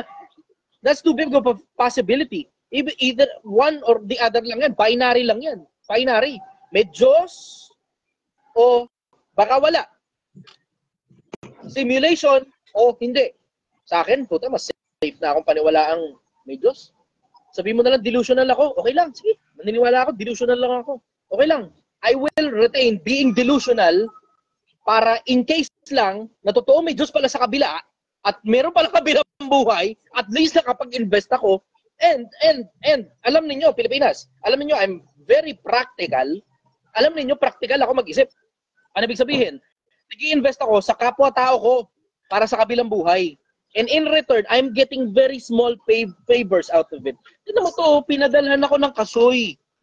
Tangina, dahil lang pinipilit ko lang na maging mabuting tao sa paningin ng Diyos, isama mo na rin na makatulong ako sa kapwa-tao ko. May nagpadala sa akin ng kasoy, Tapos may nagpadala sa akin ng empanada, Tignan mo. Just by being practical, ang gusto ko lang makatulong sa tao. Bahala na ang Diyos kung ano man ang gusto niyo mangyari sa akin sa kabilang buhay. Basta gusto ko lang makatulong sa kapwa-tao in the name of a creator that I don't know. I don't know. Hindi ko alam kung sino siya. Pero tignan mo, may mga nagbibigay, Kita mo? Only goes to show, very practical itong bagay na ginagawa ko tungkol sa pagtulong sa kapwa-tao in the name of a creator that I don't know. Hindi ko siya kilala. Bakit? Papakilala ba? Ewan ko. Tama ba ang Biblia? Malay ko dyan. Tama ba Quran? Malay ko. Ewan ko. Basta alam ko lang, Eid Mubarak dun sa mga Muslim. Naisingit pa yun, Di ba? Ganun lang yun diretso lang. Ako diretso lang. Sabi ng iba, law of karma daw. Okay, sige, bala ka. Gusto mong paniwalaan law of karma. Magmabuting tao ka na lang. Diba? Huwag kang gagawa ng masama sa kapwa-tao mo. Ganun.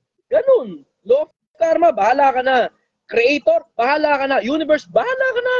Pero napaka-practical na maging mabuting tao. Bakit? Mabuting pangalan, maiging piliin kaysa malaking kayamanan. Isipin mo yung konsepto na dahil lang sa mabuting pangalan lang, na hindi mo pinagpalit sa malaking kayamanan, ang Kuya Renan, kilala yung si Kuya Renan, di ba? Pinanonood ko yun, although ngayon parang medyo pinapa-absent niya yung mga tao, gano'n. Pero si Kuya Renan, kilala yun, di ba? 1 point something million followers, almost 2 million followers. Yung alam mo yung nakikita mo yung hindi siya kagwapuhan, hiwa-hiwalay pa yung ipin niya. Marunong siya mag-Ingles ng konti. Tapos, alam mo yun, hindi mayaman yung buhay, pero tangina, people love that person. People love him. Mahal ng tao si Kuya Renan. Isa pa, TPC. TPC, kunyotics. Minsan nakakainis sa tenga pag kunyotics, di ba? Lalo pag squatter ka, katulad ko. Pero putang ina, hindi niya pinagpapalit yung pangalan niya, kapalit ng pera. Hindi, tapat lang siya sa mga tao. Pag mabango, mabango. Pag hindi mabango, hindi mabango. May pinapromote nga siya ngayon yung pabango nung nakalimutan ko, Ferald, ang pangalan ng pabango. Pero mo, TPC. Diba? Garawi. Nakita mo, hindi nila pinagpapalit yung pangalan nila, kapalit ng pera. They're outstandingly intelligent enough for them to understand na sobrang importante ng pangalan. Kasi there was a time in the past, ang importante, virality. Virality, yun ang importante. Nag-viral ka, yun ang importante. So, hindi na importante kung maganda o, ano ba ito? Kanina pa hawak ito. Hindi na, winawasiwas ko pa yun. Hindi na importante kung mabuti o masama ang impluwensya mo. Basta viral ka. Basta pinanonood ka ng mga tao. Oh, yeah. That being said, alam mo na ngayon, yung basic na konsepto na there was a time in the past, importante pinanonood ka. Ngayon, hindi na ganun eh. Hindi na ganun. Hindi na sobrang importante, basta ka na lang pinanonood. Ngayon, papanoorin ka ng mga tao, pero tatantyahin ng tao kung maganda ba yung pinapanood nila o pangit. Ganun na ngayon. Ngayon, dumating na tayo sa punto na mas importante na yung credibility kaysa sa pera. Mas mabigat na credibility, mas mabigat na integrity kaysa sa pera. Tingnan mo yung mga taong ipinagpalit yung pangalan nila kapalit ng pera. Dumadami na yan. Dumadami na yan. Tingnan mo, merong isang... Bahala na kayo. Pero ito, merong isang influencer. Siya yung parang isa sa mga pinakamalalaki sa Pilipinas. Yung isa sa loob ng grupo niya nag-promote ng sugal. Tapos sila nag-promote pa ng politiko. Ayan, ang dami nang sabi-sabi na medyo bumabaho na daw ang pangalan. Sayang. Meron pa. Siguro wala lang offer sa sugal itong isa na to. Nasa business field naman. Pag nalugi ka daw sa negosyo, magnegosyo ka ulit. Sabi ko, bakit? Kaya ganun. Tapos nalaman ko, inungkat ko, kaya pala niya sinasabi yun. Kasi pala, nagbebenta siya ng parang, information worth parang 50,000 pesos. Tuturuan kanya kung paano magnegosyo. Okay, kaya pala. Ang labas ngayon, hindi baling mali yung advice mo, basta kumita ka lang ng pera. Tangina. Ganun na ngayon. Hindi baling mali, advice mo, basta kumita ka lang ng pera. Tingnan mo, yung isa, nakita niyo yung isa, binomba ng mga tao. Ngayon, ang baho na ng pangalan niya sa social media. Yung pan-tuition fee ng magulang mo, ipang business mo na lang. Tangina. Panis. Ngayon, durog siya. Promote pa siya ng Ponzi scheme. Diba? Promote pa ng Ponzi scheme. Tama? Bakit? Malaking pera pinag-uusapan. Binenta mo yung dignidad mo, kapalit ng pera. O yan, napala mo. Sa akin, hindi ganun komplikado eh. Mas importante mabuting pangalan kaysa malaking pera. Sabi mo, yan ba yung mabuting pangalan? Papakain ka ba niyan? Putang ina, baka hindi mo alam. Kawi ka ang Tagalog. Pag mabuti ang pangalan mo, kahit laway mo, pwede mong isanla. Kawi ka ang Tagalog. Pag tapat na tao ka, kahit laway mo, pwede mong isanla. Naman, pakita ko lang sa inyo. Halimbawa, ako, Chichester, mangungutang ako sa inyo, halimbawa, 100,000. Tutubuan ko 10%. So, you will get 10,000 pesos out of 100,000 pesos. Tapos, halimbawa, span ng 3 buwan, sino sa inyo magpapautang sa akin? Diretsahan lang. Type yes kung magpapautang kayo. Type no kung hindi. Doon lang tayo sa totoo.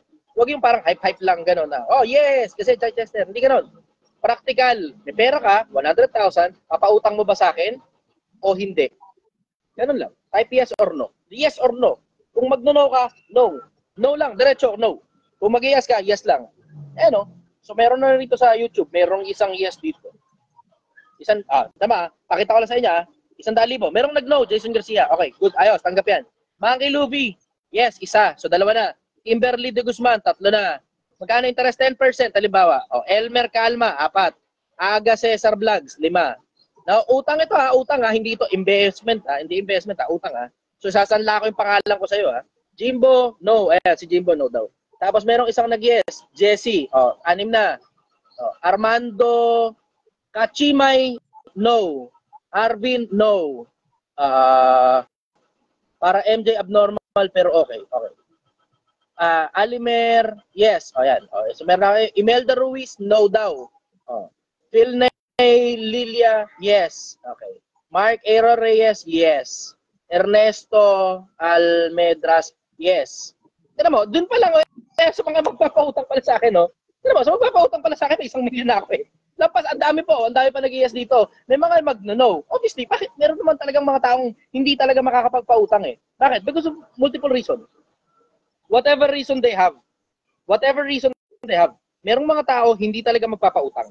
Pero may mga tao, ayan, ang dami Tignan mo, doon pa lang sa mauutang ko pa lang na pera, aabot na akong 2 milyon Dito pa lang, live ito live ito Sabihin, niran ko lang tong live na to, BPM ko lang yung mga tao na yan, baka doon sa mga nag-yes, siguro mga kalahati lang dyan yung magpapautang ng totoong pautang 100,000, tapos 10% interest. Tingnan mo, doon pa lang sa mga magpapautang, nakakautang na ako 1 milyon. Lampas na to Siguro mga 3 milyon na to. Kung kalahati doon, yung totoo magpapautang, at may pera talaga, that's 1.5 million sa 3 milyon pisong kinumit. May big yes pa. Ano pang yes na yes? Ang dami yung papautang. Nakita ninyo? So kung pera lang, halimbawa na ospital ako, tapos halimbawa wala akong pera, halimbawa lang, pulubi ako, gano'n, wala akong pera. Tignan mo, ang daming magpapautang sa akin, gagaling ako sa cancer dahil nandito sa mga nagpapautang sa akin Paano ko babayaran yun? Gagawa na lang akong paraan, pero hindi ako pwedeng masira. Bakit? Isimpleng konsepto Pangalan ko yung nakataya. Sige, tama mo. They say no dahil wala silang pera. Hindi dahil ganun. Hindi yan nagno-no dahil walang pera. Nagno-no yan dahil wala silang tiwala sa akin. And that's completely okay. Normal yun na meron talagang mga tao wala talagang tiwala sa'yo. Walang masama ron. Siyempre, hindi mo nabibilangin yung mga no. Ang bibilangin mo lang yung mga yes. Kasi yun yung mga magpapautang sa'yo Pag nangungutang ka ng pera, hindi mo nabibilangin kung sino mga tumanggi sa'yo. Ang bibilangin mo lang yung perang inutang mo, na nautang mo ng malinis, na maayos, na isosoli mo paglipas ng ilang panahon. See? Kita mo, you now have the numbers. Hanggang ngayon, meron pa rin nag-yes Okay na, Kenny. Okay na. Kita mo? Meron pa isa si Dong RB. Yes, ako, pero walang interest, brother. Kita mo? May mga magpapautang sa akin. So, dun pa lang sa mga pautang, gagaling na ako sa cancer kung sakali mang pera lang ang kailangan Obviously, that's not true. Diba? Hindi naman pera lang yun Although, you have a higher chance of, curing your cancer kapag may pera ka kasi magpapagamot ka diba? So, ngayon, nagigets nyo na yung konsepto na mabuting pangalan, mas maiging piliin kaysa malaking kayamanan. Huwag mong ibebenta yung pangalan mo. Wag. That's the name of your father. That's the name of your mother. And that's the name of your entire family. Huwag mong ibebenta ang pangalan mo. Huwag ka masisira sa mga tao. Huwag ka masisira. Dahil na konting barya lang, 1 milyon, 2 milyon, huwag ka magpapakasira dyan. Napakaliit na halaga ng pera niyan para lang masira yung pangalan mo. Tapos wala nang nagtitiwala sa'yo, lalo pa kung influencer ka. Kilala ka sa buong Pilipinas. Kaya tinan nyo, pansinin ninyo, hindi ako nagpapa-invest. Pansin nyo yun? Hindi ako nagpapa-investment. Pansinin ninyo, hindi ako nagpapa-franchise. Bakit ganun? Hindi naman kasi ako interesado sa pera ng iba. Bakit? Ang interest ko, gumawa ng sarili kong pera gamit yung hanap buhay ko na personal. Yun lang ang interest ko pagdating sa pera. Gusto ko lang maghanap buhay ng personal. Hindi ako interesadong kunin yung mga pera ninyo. Hindi. Bakit hindi ako interesado? Masakit sa ulo yan, puta. Masakit sa ulo yan. Sabi mo, hindi ba ikaw makakagawa ka ng pera? Bla bla. Oo, makakagawa akong pera. Gamit yung mga pera ninyo. Pero paano kung hindi gumana yung nasa isip ko? Hindi takbo ko ngayon, iskapo ko sa ibang bansa. Katulad ng ginawa ng iba. Tangina. Alam mo, lahat ng idea, magaganda. Pag nasa utak mo pa lang. Pag actual na at merkado na nagsasalita, baka masampal ka ng merkado tapos hindi mo na alam paano babawi. Diba? Ganun kasimple yung konsepto. Kaya hindi ako interesado magpa-invest sa inyo. Papaalala ko lang, uulitin ko lang po sa inyo. Wala akong ino-offer na kahit na anong investment o kahit na ano parang ibigay nyo, pera nyo sa akin. Wala akong ganung ino-offer sa inyo. Wala. So kung sino man yung magme-message sa inyo na parang nagpapa-invest, gamit pangalan ko, hindi ako yan. Sigurado ako sa inyo. Hindi ako yan. Kasi merong mga nagsasend sa akin ng screenshot eh.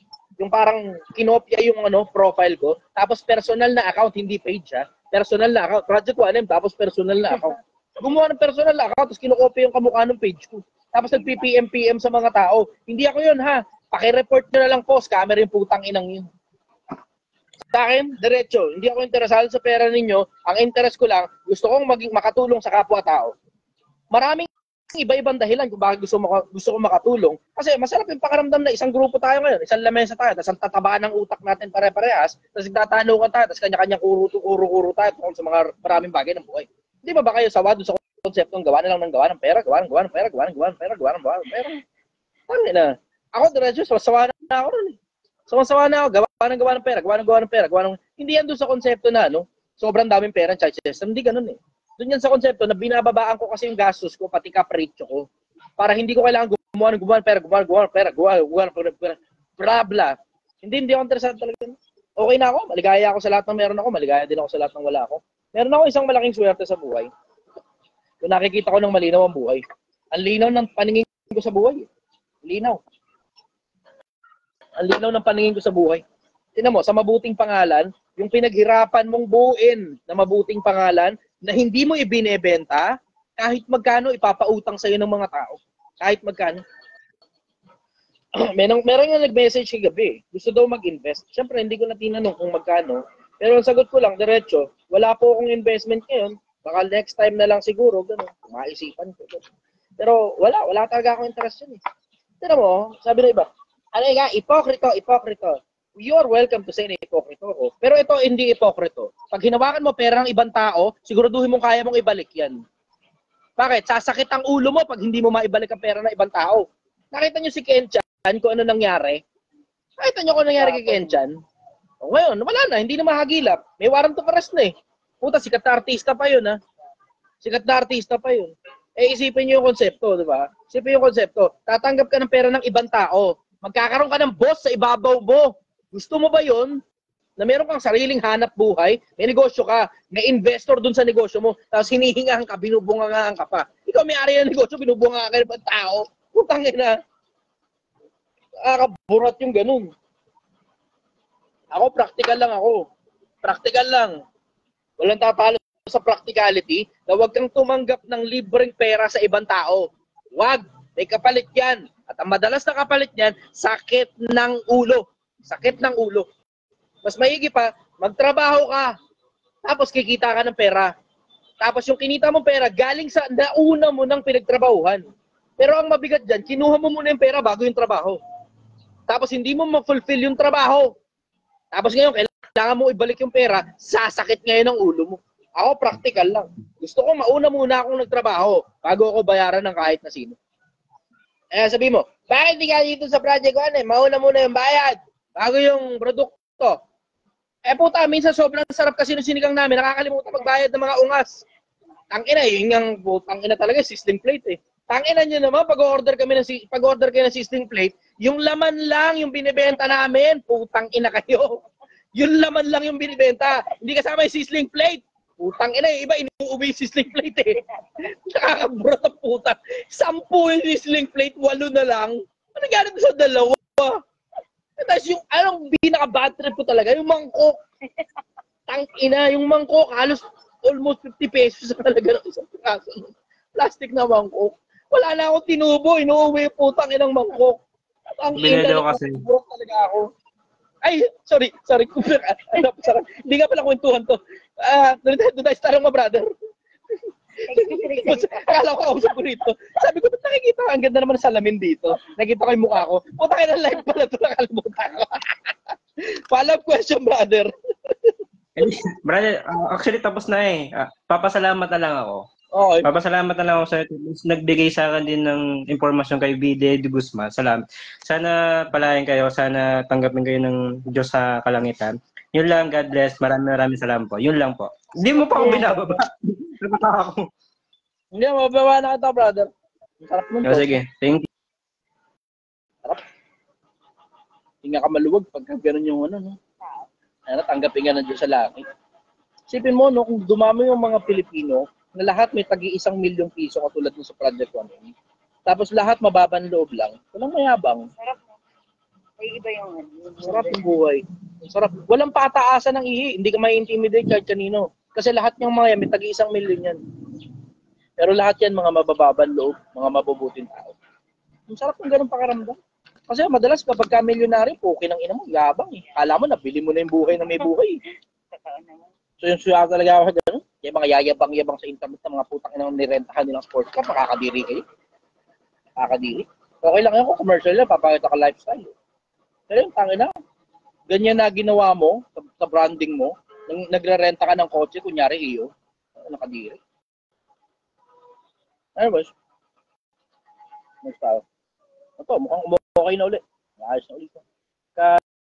Katsuhito. Upo din. Adjust daw. Helen. Kung mga gusto makakit sa live, ito yung 4 na square. Yun yung option para makakit this live. 1 and 30 minutes na. Yung mga nasa YouTube, mamaya punta kayo sa Facebook. May mga tanong kanina na hindi ko na-live sa YouTube. Kasi may pinapa-deliver na kasoy at saka panada. Darap. Thank you. Salamat, Princess. Binigyan akong kasoy. Thank you, ha. Sarap. Napalad siguro na kumakain. Ito yung 4 na square. Yun yung option para makakit sa live. Dito, sa Facebook. Abel Jameson, nothing with humility. Safe. Ano pang maaaring patunay nyo na isang layunin ng paglikha natin ng mga tao ay hanapin at kilalanin lumikha sa atin?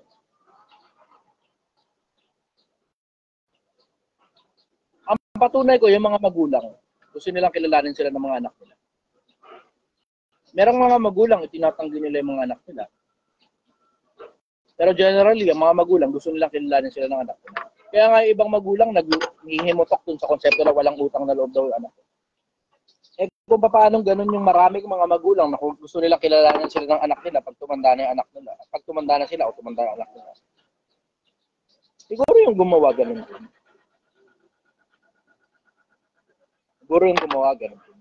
Pero siyempre, manghuhula lang ako. Kasi may innate sa atin eh, diba? Makakakita ka ng common denominator eh. Ang common denominator, yung pagpihirap, pagsasakripisyo ng mga magulang, laging para sa anak kapag kami anak na. Maliban na lang, pag tumanda na yung mga magulang, minsan naipit sa sitwasyon, lahat na lang kasi binigay nila dun sa bata. Ngayon, senior citizen na sila, hindi na makapaghanap buhay, they're thinking that they have invested their entire lives to their children. Sana malingon mo naman yung magulang mo pag wala ka pag matanda na sila. Diba?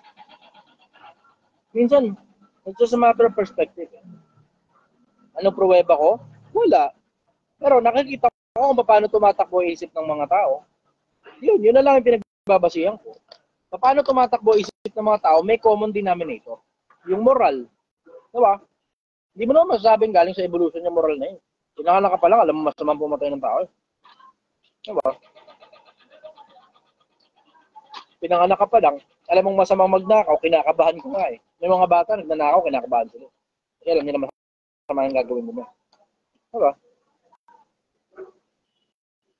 Pero, overall, ito yung comment bar, yung 4 na tuldok, dito sa gilid. Yun yung option para makakita sa live.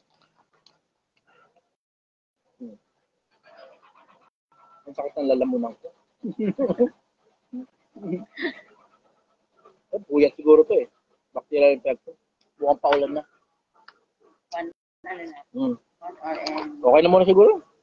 30 minutes, 33 minutes. 1 hour and 33 minutes. 1 hour 33 minutes na tayo sa Facebook. Yung mga nasa YouTube, mamaya punta kayo sa Facebook.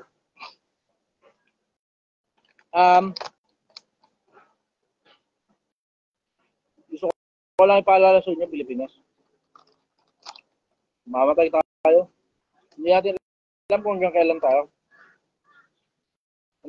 Please make the most out of this finite life that we have.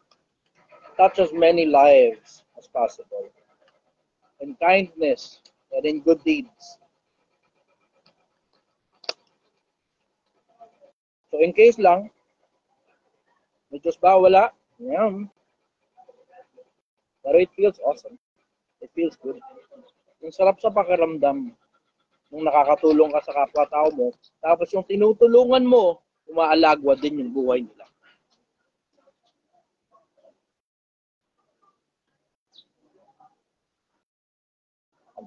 Ano sa pangkada dito?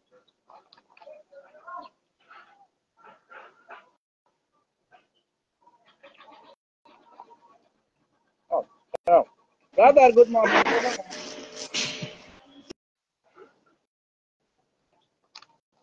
Brother, ayun. Sabi kan, how to deal with anxiety? Ang anxiety sa akin, yung kawalan ng kasiguraduhan sa hinaharap eh. Kinakabahan ka sa mangyayari. Yakin, walang tatalo sa konseptong trabahuin mo lang para hindi ka kakaba-kaba. Wala kang fear of the unknown kasi niready mo yung sarili mo sa mga bagay na kailangan mong malaman. Nakakatuwa naman to. Yung pakaramdam ko nasa school na ako ngayon. Parang feeling ko teacher ako. Merong mga nagsusulat din sa harap ko. May susulat. Nag-take notes talaga sila. Samantala ako, makain lang naman ng kasoy dito habang nakikipagkuntuan. Mga iba, nag-take notes talaga. Nakakatuwa naman kasi ganyan-ganyan ako ng bata ako. Lahat ng bagay na katututunan ko, nagdadala ako ng Katleya. Kung hindi man actual na spring type notebook. Tapos nagsusulat ako. Tapos dumating ngayon sa punto na madami ng mga tinatanong sa akin ng mga tao, ang majority dyan nasugot ko sa sarili ko. Kasi tanong ko din yan dati. Yung majority ng mga tanong ninyo, tanong ko dati.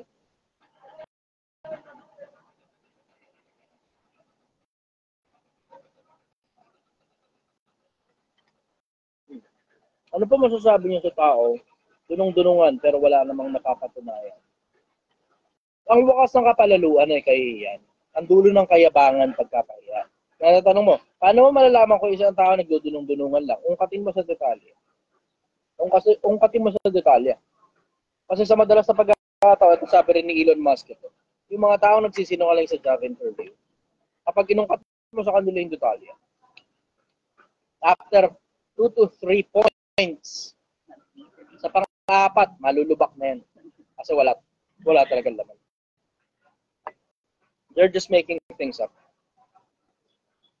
Hindi talaga nila pinagdaanan yung mga bagay na sinasabi nila. At hindi talaga nila alam yung mga bagay na kine-claim nila na alam nila. Ungkatin mo sa detalye. Masasabi ko rin.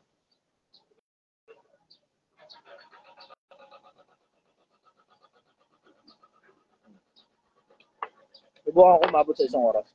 Kasi nasakit ng lalamunan ko. Hindi sa YouTube. 48 minutes. Good morning, brother. Taga saan ka? Good morning, brother. OFW, brother.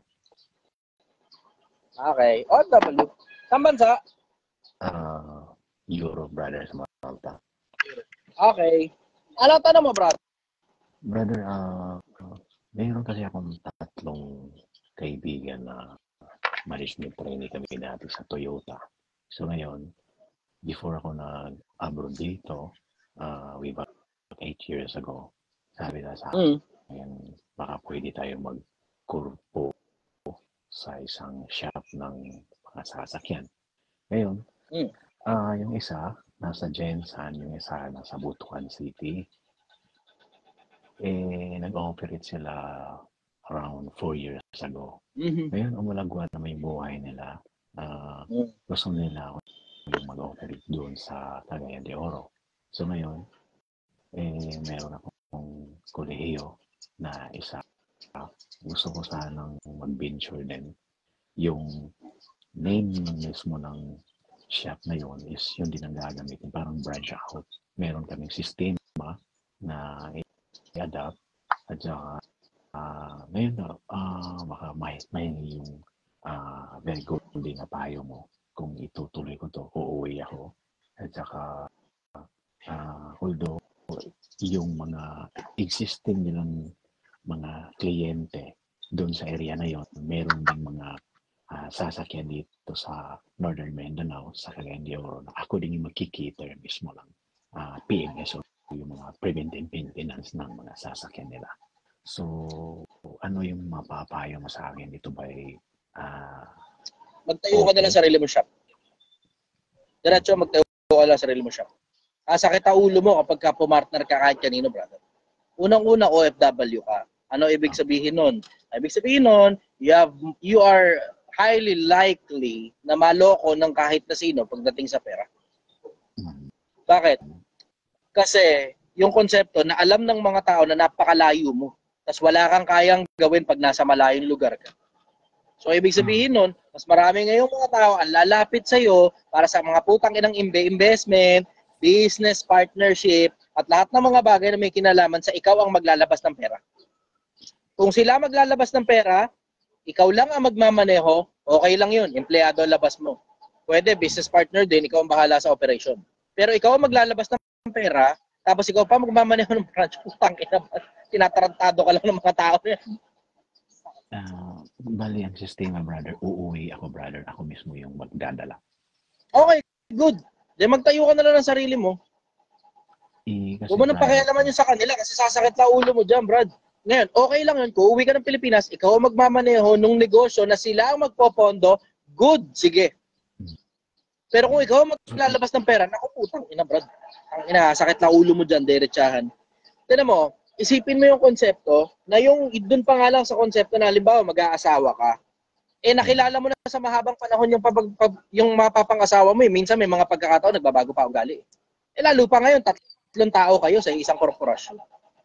Baka even more, hindi mo lang alam. Mas madaling pumalpak kapag mas maraming kamay ang umahawak. Ulitin ko, mas madaling pumalpak pag mas maraming kamay ang humahawak. Walang tatalo dun sa konsepto na ikaw ang maglabas ng pondo, ikaw ang magmaneho ng sarili mong negosyo. Malugi ka man, at the very least, natuto ka. Versus yung naglabas ka ng pera, ikaw daw kuno ang magmamaneho, nasa kanila na yung pera, tapos nagkakaproblema na. Di mo lang alam kung ano magiging problema, pero you will never know unless you try. Ang problema mo dyan, pag sinubukan mo, tapos naubos yung pera mo dyan, tangina, ipit ka ngayon. Kung pera, pwede, barya-barya lang, at maliit na halaga lang yung kakainin sa'yo, pero kung 5 milyon, 100,000 lang ilalabas mo, o 150 lang, pwede mo subukan. You can always try. Pero pagka sobrang laki ng porsyento ng kakainin sa personal na pera mo, brother, wag, maawa ka sa sarili mo, babalik ka na naman sa Europa, hindi mo gusto doon. Kaya ka nga nagpupumilit na magkaroon ng hanap buhay dito, kahit corporation kayo, para makauwi ka ng Pilipinas na hindi ka na nga babalik dyan sa abroad. Kasi sigurado ako sa'yo, tangina, hindi mo rin gusto dyan sa abroad. Kaya nga gusto mo umuwi ng Pilipinas para magpaneho ng negosyo rito eh. Totoo. Hindi mo gugustuhin yung konsepto, brother, na naloko ka sa pera, tapos dadating sa punto, kailangan mo na naman bumalik na naman sa abroad, nang mabigat ang loob mo dahil naloko ka nga sa pera, naubos ang pera mo. Kung maliit na halaga, okay, subukan mo, maliit na halaga. Pero kung malaking halaga yan, kumpara dun sa personal na pera na meron ka, it's supposed to be, sabi ng mga batikang negosyante, 2 to 5% lang daw dapat yung ginagastos mo para sa isang investment initial. Initial investment is 2 to 5%. Malaki na yung 10%. That being said, malaki na yung 10%. Alam mo ngayon, sa 1 million, dapat ang ginagastos mo lang dyan, 20,000, 50,000 o 100,000 lang. Sa 1 million. Pero kung masyadong malaki initial investment, brother, wag. Maniwala ka sa akin, wag. Mas maigi pa, ikaw na lang magtayo ng sarili mo shop, pag-aralan mo mula ground up. Tapos kumuha ka ng mga mekaniko, nababayaran mo, tapos tatanggalin mo pag kupal sila at hindi sumusunod sa gusto mo. Mas madali pa yun. Kesa yung mga taong nasa loob ng isang korporasyon, tatanggalin nyo. Naku, putang ina, katakot-takot na sakit ng ulo yan. Katakot-takot na sakit ng ulo yan. And for me, it is not an advice. Consider it as just an opinion. Kasi mukhang well-educated na tao ka eh. At mukhang yung mga iba rin, educated din sila kasi nakakapagmaneho sila ng auto shop eh. Hindi ganun kadaling magmaneho ng auto shop. Narinig ko yan galing sa mga tropa. Piyesa-piyesa, tapos i-invest ka masyadong malaking halaga, tapos kuha ka mekaniko, sana matino yung mekanikong makuha mo, at hindi ka masira, dahil yun ang frontman ninyo, parang salesman na rin at the same time. Komplikado pag mamaneho ng auto shop. Eh, tinan mo, kahit ako may mga sasakyan, hindi ako nag-auto shop eh. Siguro pwede, body shop, pwede. Pero auto shop in general, putang ina, lakit sakit ng ulo niya, brother. Ako, diretso, masasabi ko sa'yo, kung barya lang, yung ilalabas mo na pera, 2%, 5%, siguro max na 10%, sige, go. Pero if it's more than 10% of your cash na meron ka, 10% ng liquidation mo, brother, wag. Wag, babalik ka na naman sa abroad. Yayariin mo lang yung sarili mo. Kuha mo?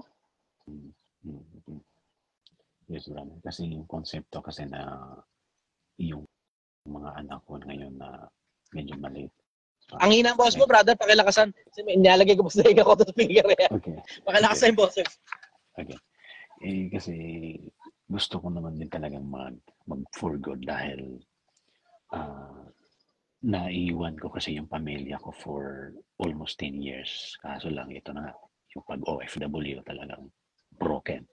Eh, yung asawa ko, sumama sa kabila. Ngayon, yung naiwan ko yung mga anak ko na lang. Sumama kabilang bahay? Oo, mga kabilang bahay. Ayan. Yan na nga. Eh, naawa ako sa ngayon sa anak ko. Yung umuwi ako 2 years ago, sabi ng anak ko na, Daddy, baka pwede ka nang magnegosyo dito. Naiwan ko kasi sila brother. Sila dalawa ngayon sa bahay. Tapos yung ina nila ay sumama at nagdudroga yata yung sinamahan niya. Brother. Kaya naisip ko itong offer ng aking mga kumpare na sila na may umalagwa sa buhay. At sabi nila sa akin, meron naman tayong existing na, baka ikaw yung mag-cater dito sa other brands. Meron tayong sistema, ganyan. Although, maliit lang naman yung starting muna. Tsaka, ganito. Pero, yun na. Ganito, para mas madali matulungan kita. Magkano starting? Nasa 200 lang naman, brother. 200. Magkano pera mo total? Nasa almost 1M pa yung ano ko. Kasi 20%. sumasabay nga ako sa Project 1M mo na yung konsepto na ito trouble. Oo. Trouble mo dyan, masyadong malaki initial investment. That's 20% of your liquidation. Wag. Masyadong mabigat. Bakit? Kasi hindi lang naman sa 200,000 yan eh. Yung 200,000 na yun yung initial investment. Hindi pa kasama dyan, yung kapag hindi gumana yung 200,000 mo, kailangan mong dugtungan. Baka maipit ka. Kailangan mong dugtungan yun, brother. Kasi hindi naman lahat kasing swerte ko sa Project 1M na 50 mil lang nilabas ko, tapos sapat na yung 50 mil para paalagwahin yung Project 1M. Minsan, ang negosyo, 50 mil inilabas mo, katulad sa alba, 200,000, tapos kailangan pala ng 2 milyon para lang kumita yung negosyo sa loob ng 2 taon. You will never know, brother. Kasi hindi mo naman alam kung pipitik sa'yo ang merkado eh. Ang problema dyan, merong surrounding circumstance na wala kang control. Ang pinakamalaking wala kang control dyan, yung merkado in general. Ang isa pang minor na wala kang control, yung mindset ng mga makakasama mo sa negosyo. Hindi mo alam kung gaano kakupal yung mga tao na yan pag kanegosyo mo na sila. Kasi pag kaibigan mo sila, mga kumpara mo sila, alam mo magtutropa kayo, paminsan-minsan lang kayo nagkikita-kita eh. Tapos mabango ang pangalan mo sa kanila kasi OFW ka eh. May pera ka eh. Nasa Europe ka pa. Mabango ngayon ang pangalan mo. Pero nagkakatalo yan. Pag uwi mo ng Pilipinas, tapos yung pakikisama, hindi naman pala kaparehas nung ine-expect mo na mga ipinapakita sa'yo nung mga panahong OFW ka pa. Ngayong nasa Pilipinas ka na, biglang nag-iiba pala ang trato. That's also a possibility. Masyadong malaki initial investment, brother. 20% ng total liquidation mo. Ito pa, mas worse. Pag hindi gumana yung sistema na pinopropose nila at kailangan pala ng mas malaki pang pera, sila ba maglalabas ng mas malaki pang pera pagkatapos ng initial investment? I don't think so. Kasi ikaw magmamaneho ng branch na yan eh. It's as if parang ang sistema, yung branch na yan, parang franchise mo sa kanila. Parang gano'n na sistema niyan. Ngayon, only goes to show, magkakaproblema ka ng mas malaki kapag yung initial investment mo umpisa pa lang 20% na kagad ng liquidation, tapos dudugtungan mo pa yan kapag ka nalulugi. Ako, ito suggestion ko, brother. Magtayo ka na lang ng sarili mo. At least, umalpak ka man, hindi mo pwedeng isisi sa mga kumpare mo. Ikaw lang mag-isa yung bumagsak on your own terms. Mas okay pa yun, on your own terms. Wala kang masisisi, wala kang rin maidadamay na iba, at hindi ka rin idinamay ng kahit na sinong iba. Ikaw lang talaga mag-isa. Kuha mo yan, brother. Okay, brother. Follow-up question. Thank you very much, brother. At na-inspire mo kami na itong konsepto ng Project One. Napakalaki yung ambag mo sa amin na ito nga yung kapritsuhan na tatanggal namin. At ito, nakabuo na kami. Almost 1 million na. Thank you very much sa ano mo. Napaka-ano mo. Congratulations, brother. Maligaya ako para sa'yo. Tangina. Ito mismo yung ano eh. Babaan na kita.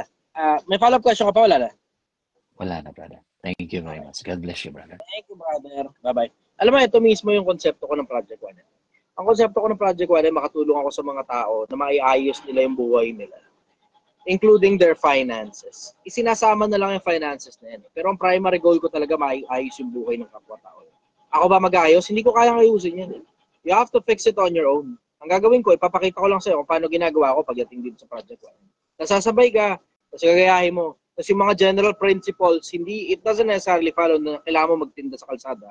Pero yung mga general principles, may apply mo sa tunay na buhay. Ang goal ng Project 1M, yung dumami, yung sumasabay na umaalagwa ang buhay. Hindi ang goal nito, ako maka 1 million. Kasi kung ako lang, makaka 1 million, napakadali nito. Napakadali ng Project 1M. Makibenta lang ako ng mansion ng tropa eh. Siguro naman sa loob ng 3 buwan, may bibili na ng mansion. At 2%, 3% na commission, sa 100 milyong mansion, ay paano, 2 million, 3 million ko na eh. Nag-aaway-aaway pa rito. Ba't may nagsisigawan? Mukhang nag-enjoy sila sa pagsisigawan. Anyways, magandang umaga sa inyo, Pilipinas. Ako'y makikichismis muna sa nagsisigawan din sa gilid ko. Kasi malay mo, market din pala yan. Pwede tayo magbukas ng pang-umaga na. Baka siguro in 1 to 2 weeks from now, ngayon pa lang mag-hiring na ako para makakuha ng mga tao na tatao sa pang-umaga ko. Magandang umaga sa iyo, Pilipinas. Mahal na mahal.